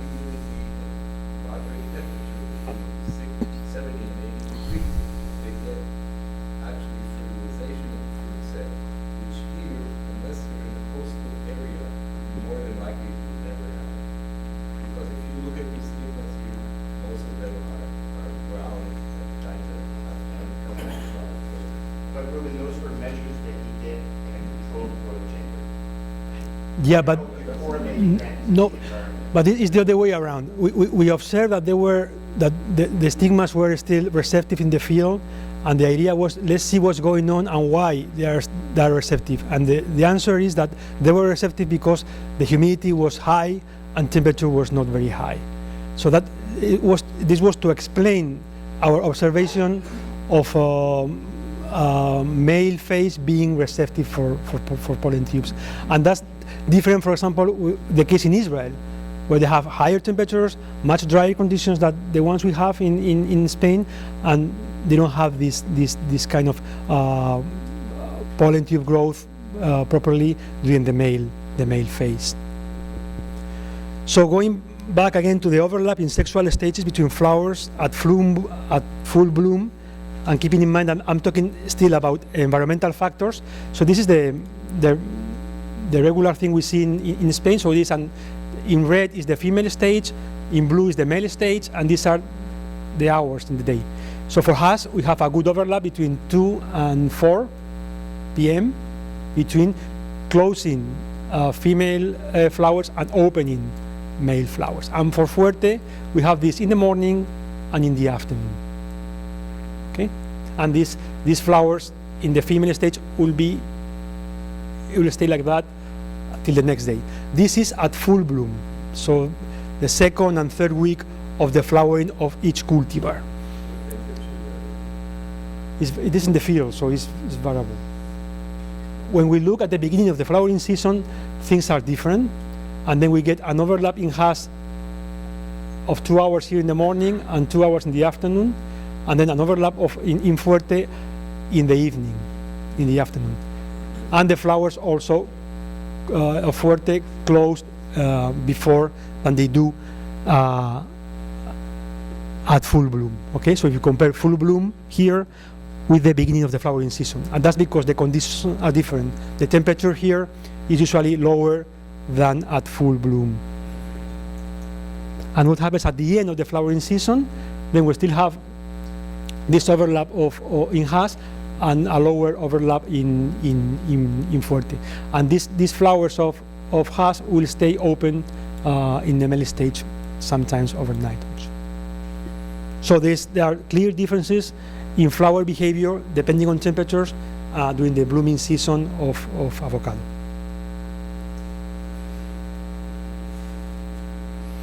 Okay, so for temperature, you have to have always an appropriate site selection.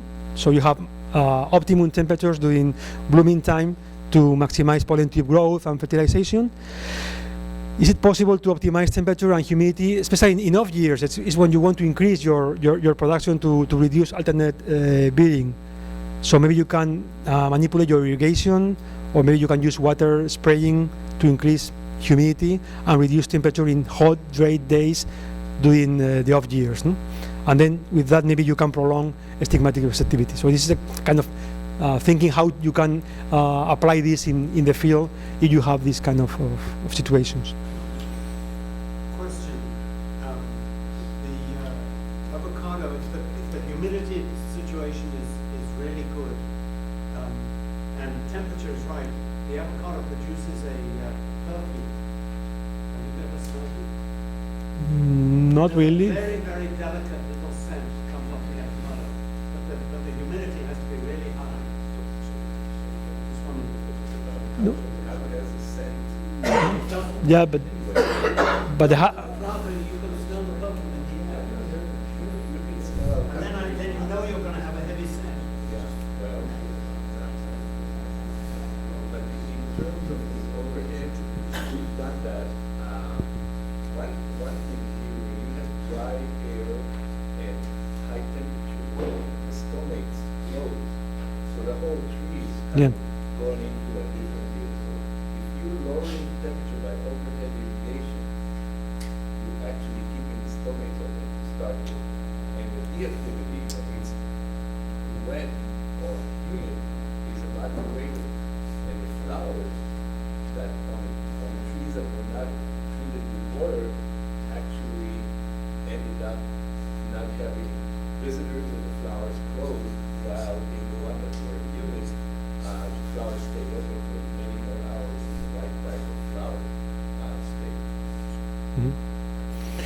Okay, so we'll move on to the last part of the talk, which is the pollinator trees, if we need them and when and why.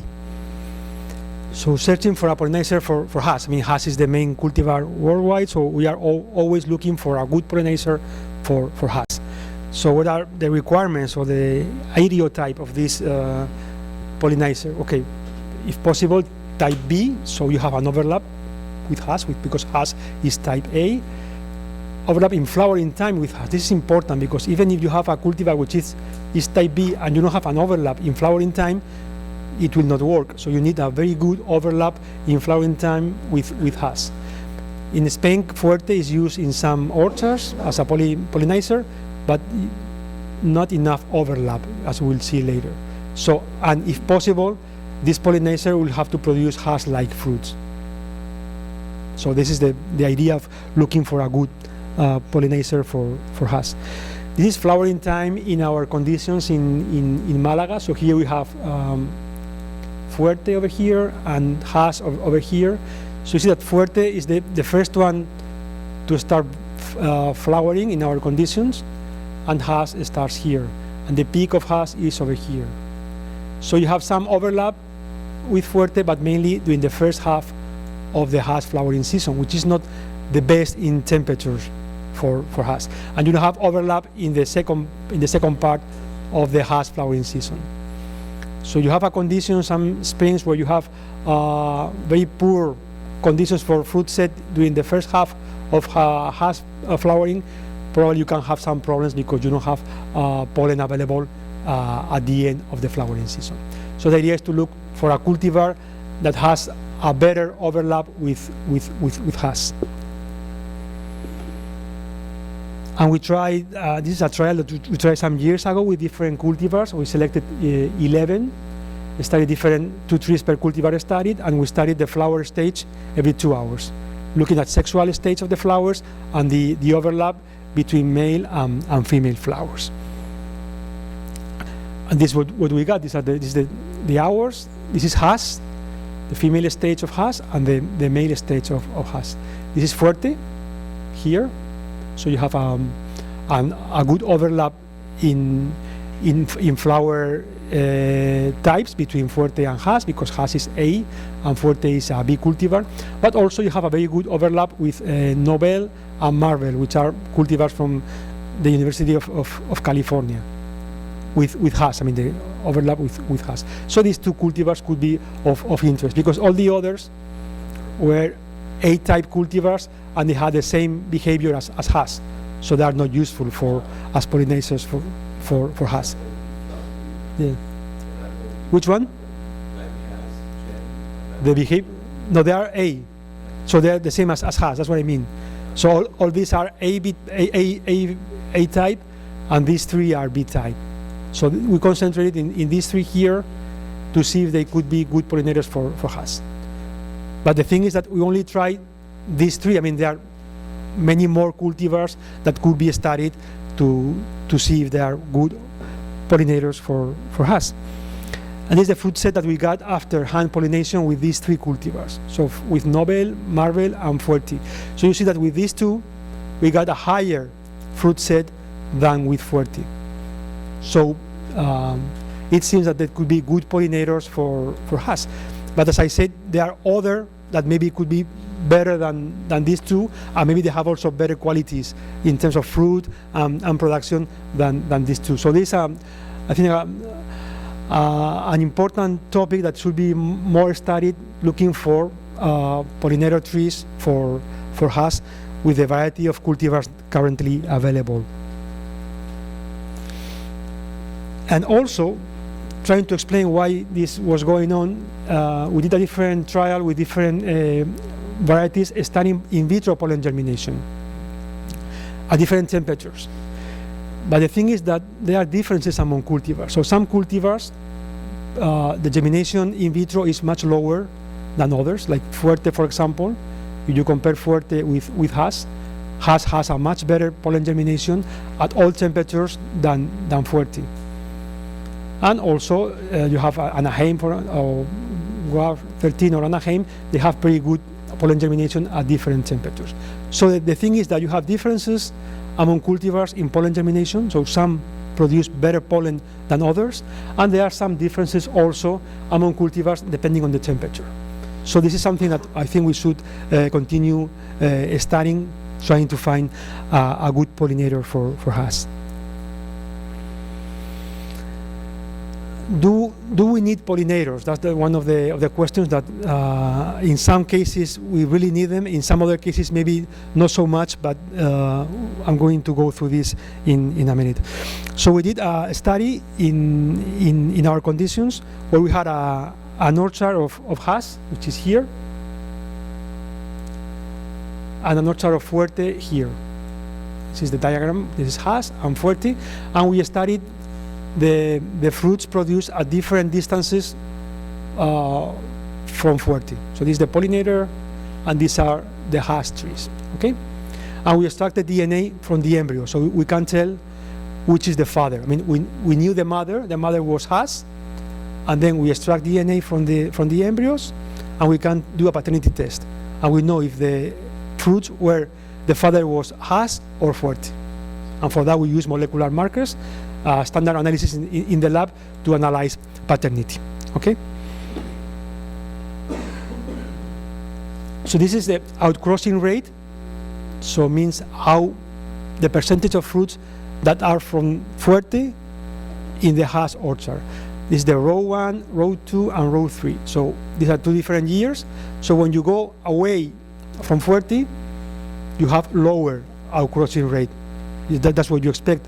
The longer the distance from Fuerte, the higher the percentage of fruits that have Hass as a father.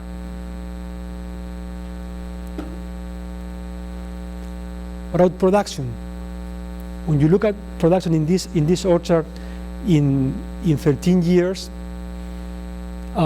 these are the different rows, 1, 2, and 3. Usually we don't see differences, and in some cases you even have more production in the rows away from Fuerte, but usually you see no differences, no clear differences, except in some years like these 2 here, which are off years.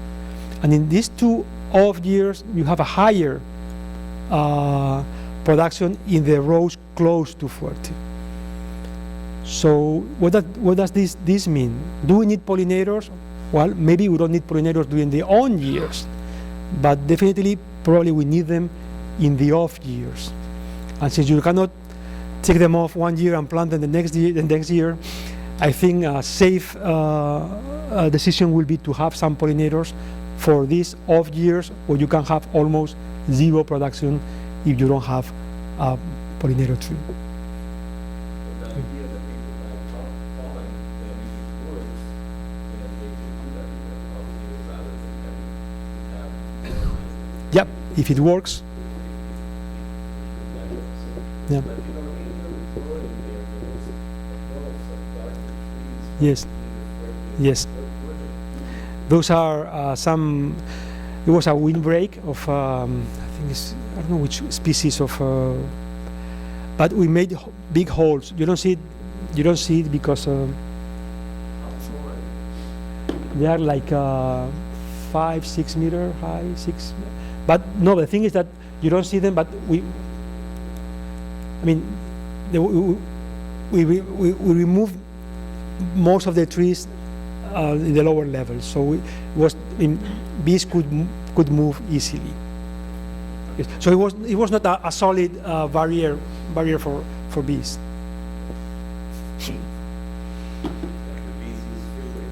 Yes, so it was plenty of space for them.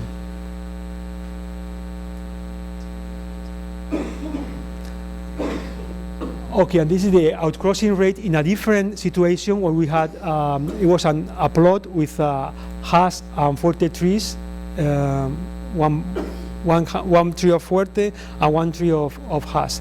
And this is the outcrossing rate in that situation. And what we see here is that you have very low outcrossing rate in Fuerte. You see it's much higher in Hass, when you have Fuerte and Hass planted together. Why is that? We think that that's because Fuerte flowers earlier. So when Fuerte starts to flower, there is no pollen from Hass. So all the flowers that produce fruits at that time are self-pollination. And by the time you have pollen from hass, you already have some fruits in the tree. Whereas for hass is the contrary. When hass starts to flower, you have flowers from Fuerte, so you can have pollen from Fuerte to pollinate hass, and at the end of the flowering season of hass is when you don't have pollen from Fuerte. But by that time, most of the flowers have already set fruit. So this is just a reflection of the different blooming behavior of the two cultivars.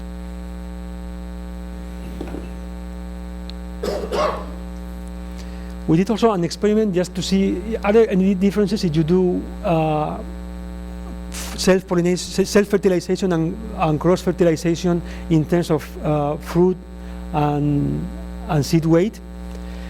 And we found a significant difference in favor of cross-fertilization. So the fruits are slightly bigger when you pollinate with Fuerte than when you pollinate with hass. These are results of paternity, so we know the paternity of the fruits, not the pollination, but of the fruits. So of 882 fruits analyzed, you have clearly significant differences between fruits that have Fuerte as a father than fruits that have hass as a father. So an increase in fruit size. So maybe cross-pollination and fertilization could be also good for fruit quality. Could be metaxenia. Metaxenia is the effect of pollen on the trace of the progeny.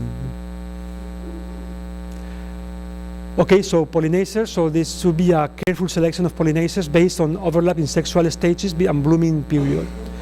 And it's different in different producing areas because you have always an effect of environmental factors on blooming and the time of flower opening. Pollen vigor, there are differences among cultivars. In pollen vigor, I think this should be studied with more detail and see if we have some cultivars that have a much better pollen quality. And do we really need pollinators in every producing area? I would say that in our conditions in Spain, most of the years maybe you don't need them, but there are some years where they will make a difference. And in some other regions, like in Israel or probably here in California, where you have higher temperatures and maybe lower humidity, then probably you will need the pollinators.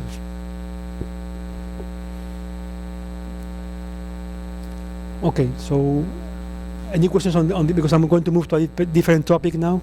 Any questions on this topic of pollinators and pollinator trees and yep. So the noble and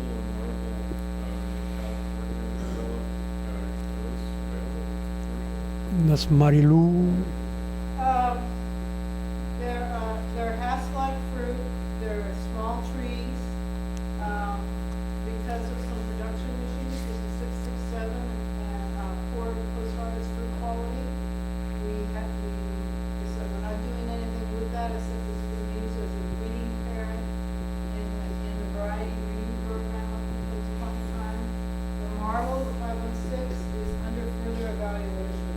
So it is potential that it could be released. We did a pollinizer trial here in California. It was in Oxnard, so it was different growing conditions than here in San Diego County. And both of them did well, but the pollinizers, the 3 pollinizers that did best, and it varied from year to year, because we followed them for 6 years, were Bacon, Zutano, Edinger, and Forte. Actually, the hass that were next to those actually had the highest yield overall. But between the two,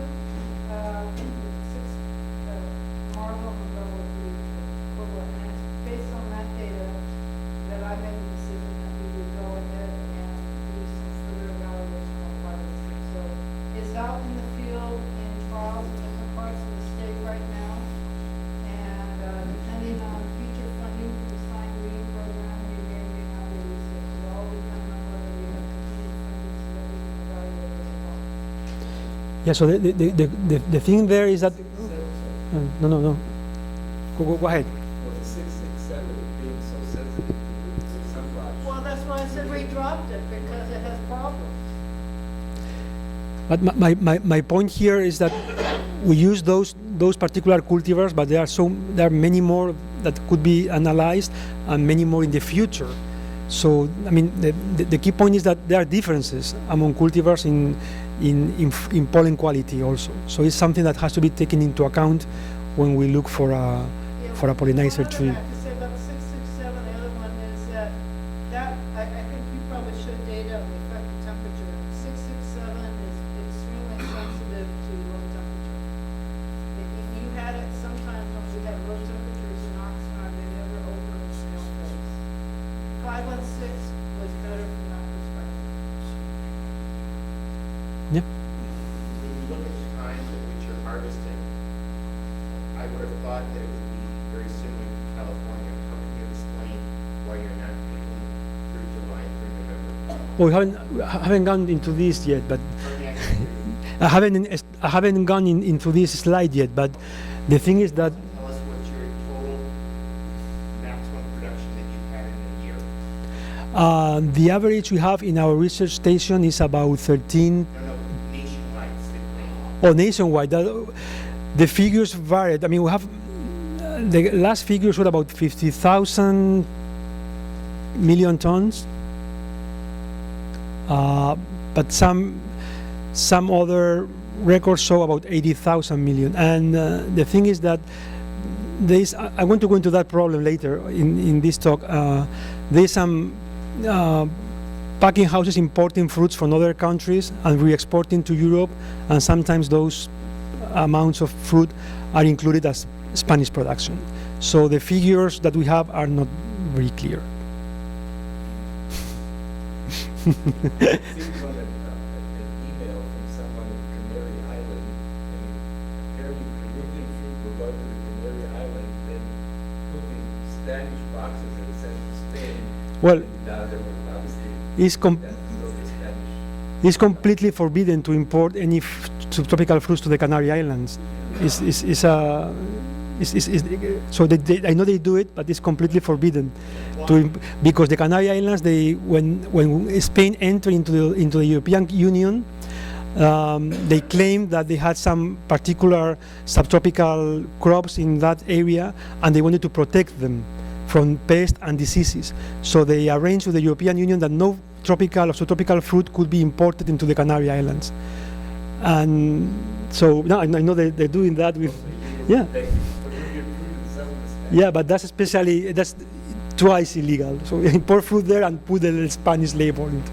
Just today, not really tunnels, that's pollinators, right? You haven't taken that on Spain yet, using tunnels? No, we don't use Sutano so much, so that's why. Tradition probably we haven't studied with Sutano, but it's because people decided to use bacon and Fuerte. Okay, so I will talk a bit about this in Spain and see your comments on this. So this is the Hass avocado supply for the European market. So in Spain we can produce Hass in different areas from December up to June, but mainly our main producing period is January to May is when we produce most of them. Some people harvest Hass in September, but that's a different story. So we have fruit in the European market from Israel from January to April mainly, and also here from November, December. From Mexico, almost all year round, but mainly here and here. South Africa in our summer. From Chile, Peru, and Kenya. What is the problem? The problem is that Chile is starting to export fruits to Europe earlier, and Peru is also starting to introduce fruits earlier here. So finally, our window of production, where we have no fruits no Hass fruits from other countries, is narrowing and narrowing, and that's one of the things that we think is going to be a problem for us, because most of our production is based on Hass. And you add to that the fact that sometimes it's not clear to the European customer where the fruit comes from, because what they do, some packing houses in Spain, is they import So the idea they have is to produce hash in Spain from March to May, and then the rest of the year they import fruit from other countries, and they re-export to Europe. Sometimes they label that the fruit comes from Peru, and sometimes they don't. So the European customer only knows that the fruit comes from Spain, but doesn't know if it's grown in Spain or is grown in other countries, and that's a big problem. And that's a problem also for the growers, because eventually I don't know how big this window is going to be. Quick question. European market wants a 70, a 60, do they want a 32, a 28? What does the EU want? That's changing. I think the small size fruit is not a problem anymore for Europe. It used to be before, but now the small size fruit is not such a big problem, because people also are buying smaller fruits. The thing is that these are the figures of avocado exports to Europe from 2008 to 2010.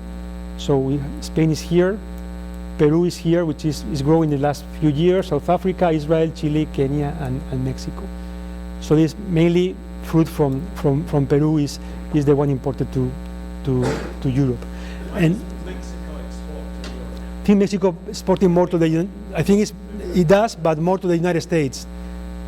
So it's a question of maybe they have a better market here. No? Mexican fruit doesn't handle very well in Yeah. Europe. It's not very well liked because it doesn't have the shelf life as the Chilean and South African. When is your bloom of big harvest? When do you bloom? Bloom is in May, and harvest January to May. You're actually going to have flowers and fruit at the same time. That's the way you want to try to push it. No, I mean sometimes you can have you can harvest hash in May and June in some areas, and you have flowers at that time. But usually we try to harvest hash before. Because you said that 3 months that you're going to keep as a window. No, the window is going to be 0. I mean, I think soon we'll have fruit from other countries. For Spain, you could say From March to April, yeah, it will be February, March, and April. I think it will be the best. Yeah. The thing is that we can still increase the consumption of avocado in Europe. Here we have the figures in 2010, where we have high consumption in Mexico and US, Chile, in Israel, compared to Europe. Only France is the country that is consuming more avocados, but still we can increase very much the consumption of avocados in Europe. So I think the European market is going to grow in terms of tons consumed. Where is Japan in your chart? Do you know? No, I have no. This is talking about Europe. So no. I wanted to compare the European situation with some countries of reference in terms of consumption. So I just put a few here to compare. only half season. This is the total, yes. Avocado. South Africa, the ratio of half. Yeah, but the thing is that in Europe is mainly hash. So this in Europe is mainly hash, the consumption. Yeah. The French actually consume 1/3 of the Spaniards. Oh yes. Yeah. They don't grow avocados, but they eat more avocados than we do. Yes, mainly in salads. But in Spain, which is the main producer, the only producer in Europe, we are below Scandinavian countries and below Swiss and France. So this we can increase a lot the consumption in Spain also. And this is a graph that I made for the growers in Spain. It's comparing two different crops. So you see that these are the number of hectares here for two different crops and years. So they increase in hectares. And the two crops are asparagus in Spain and avocado. And we reach a peak in asparagus hectares in here in the late 80s, and I will show you what happened afterwards. This happened afterwards. Why? What was the reason why we've seen this decrease in the asparagus hectares in Spain? Well, this is when Spanish producers started to import asparagus from Peru. And at the beginning, they started to import the asparagus, and most of this asparagus is not for the fresh market, it's for the, how you say, the canned market, okay? So they started to import asparagus from other countries, mainly Peru, and can them in Spain. That was at the beginning, so some people were happy because, oh, we don't have asparagus in the field, but we still have the canning companies. At the end, everything went fall apart, and then they even can the asparagus now in Peru and now in China. So we have, from a total of almost 9,000 hectares in the 80s, we have now about 2,000 hectares in Spain of asparagus. I don't know if the same will happen with avocado, but we have the risk that happens because what they do in the avocado packing houses is almost the same as the asparagus packing houses did. Import avocado from other countries to have hash available all year round. And at the end, this could even, I mean, these fruits, they go to Spain, and from Spain they go to Europe, but what if finally they go directly to Rotterdam or to other countries in Europe, and at the end maybe you can have a problem in the production in Spain for the farmers, and also maybe the trading of the avocado will take place in other countries. But we can produce avocados in Spain all year round. I mean, we are always betting on hass, but you can produce fuerte from November to February, reed, very good in our summer, and bacon, and some other varieties here that we could produce. So I think, for me, maybe we have to start diversifying and not betting only in hass, but bet in other new varieties from different breeding programs, and that's what I want to stress here. So our window of production is narrowing. We need to distinguish our avocado from other origins, and we need new varieties. Maybe we don't need varieties of a long shelf life, so we can compete better. I mean, we don't need an avocado that can stand in the ship for 40 days. Our market is 2 days from our production.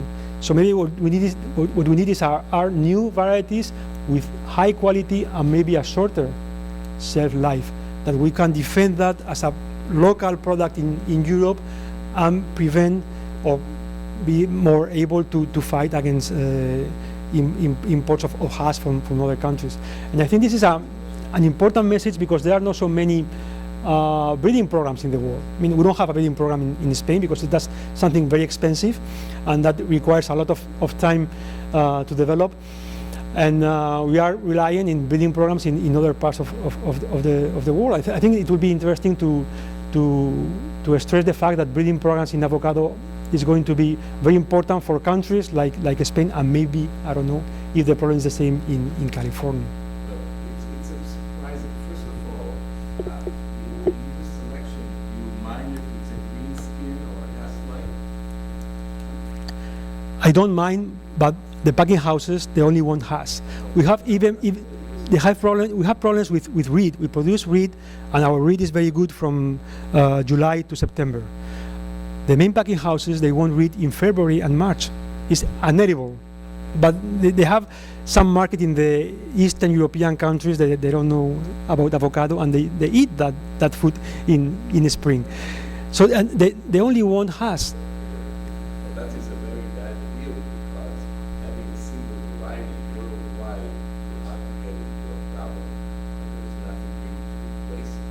And especially given that the market is so local, how can you provide it locally if the window is so short in the past? You're better off with other varieties. And again, although in group pollination study we picked up 2 hash-like varieties, I think that's a mistake also, rather than looking at a range of potential like Sudan or Ecuador or Fuerte or whatever else. Yeah, but it's because I was answering to the demands in Spain, which were hash-like. So I don't know if in California how is the situation, and you have some concerns of this. What is your window of production and the competition with other countries? It's exactly the same, and our window is shrinking, and it's affecting also our productivity because the fruit is being held longer and longer in the trees right into the bloom time, and it's affecting production and more ultimate berry. So, unfortunately, here we is pretty electric not to continue to the breeding program.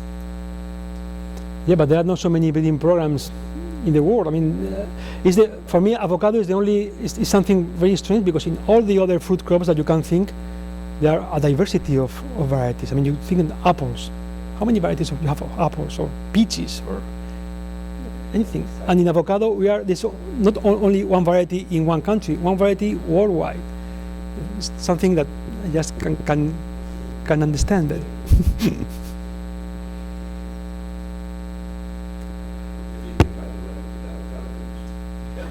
You can write to the Spanish no commission, because there is nothing similar to that. I have an older, weaker orchard, and it gets pretty good set, but so many of them drop at 90 size. Affect what the effect on that starch as far as you have an extra fruit retention in process. No, so you mean that the fruits drop when they are very small, Correct, yeah. in June, All of them are smaller. like in June, but that's, Yeah. and what is your final yield?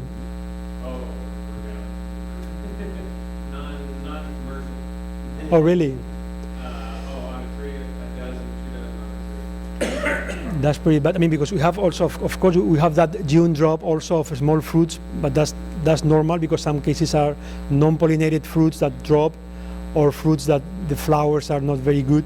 So this How large would they be that look like a fruit but not be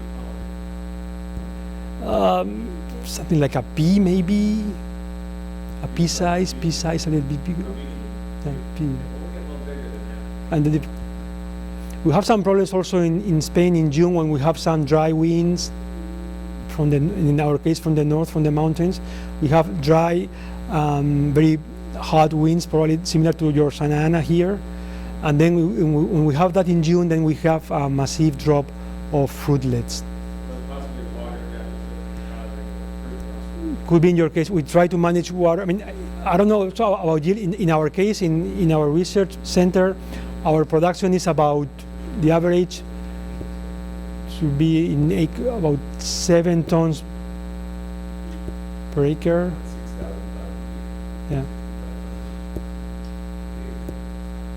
pretty low. Spain is in the limit. I mean, but it's double the average outside. Well, here we're reaching a point of, unless we produce about 11,000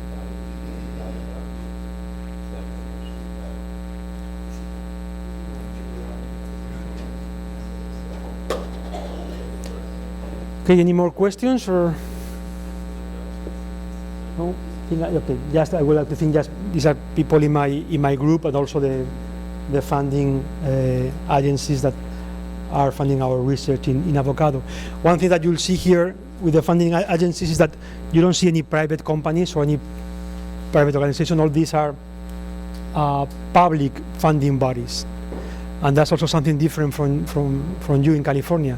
We don't have support from the industry, so all our research is funded by public money, and the Spanish producing sector is not investing almost any money into research.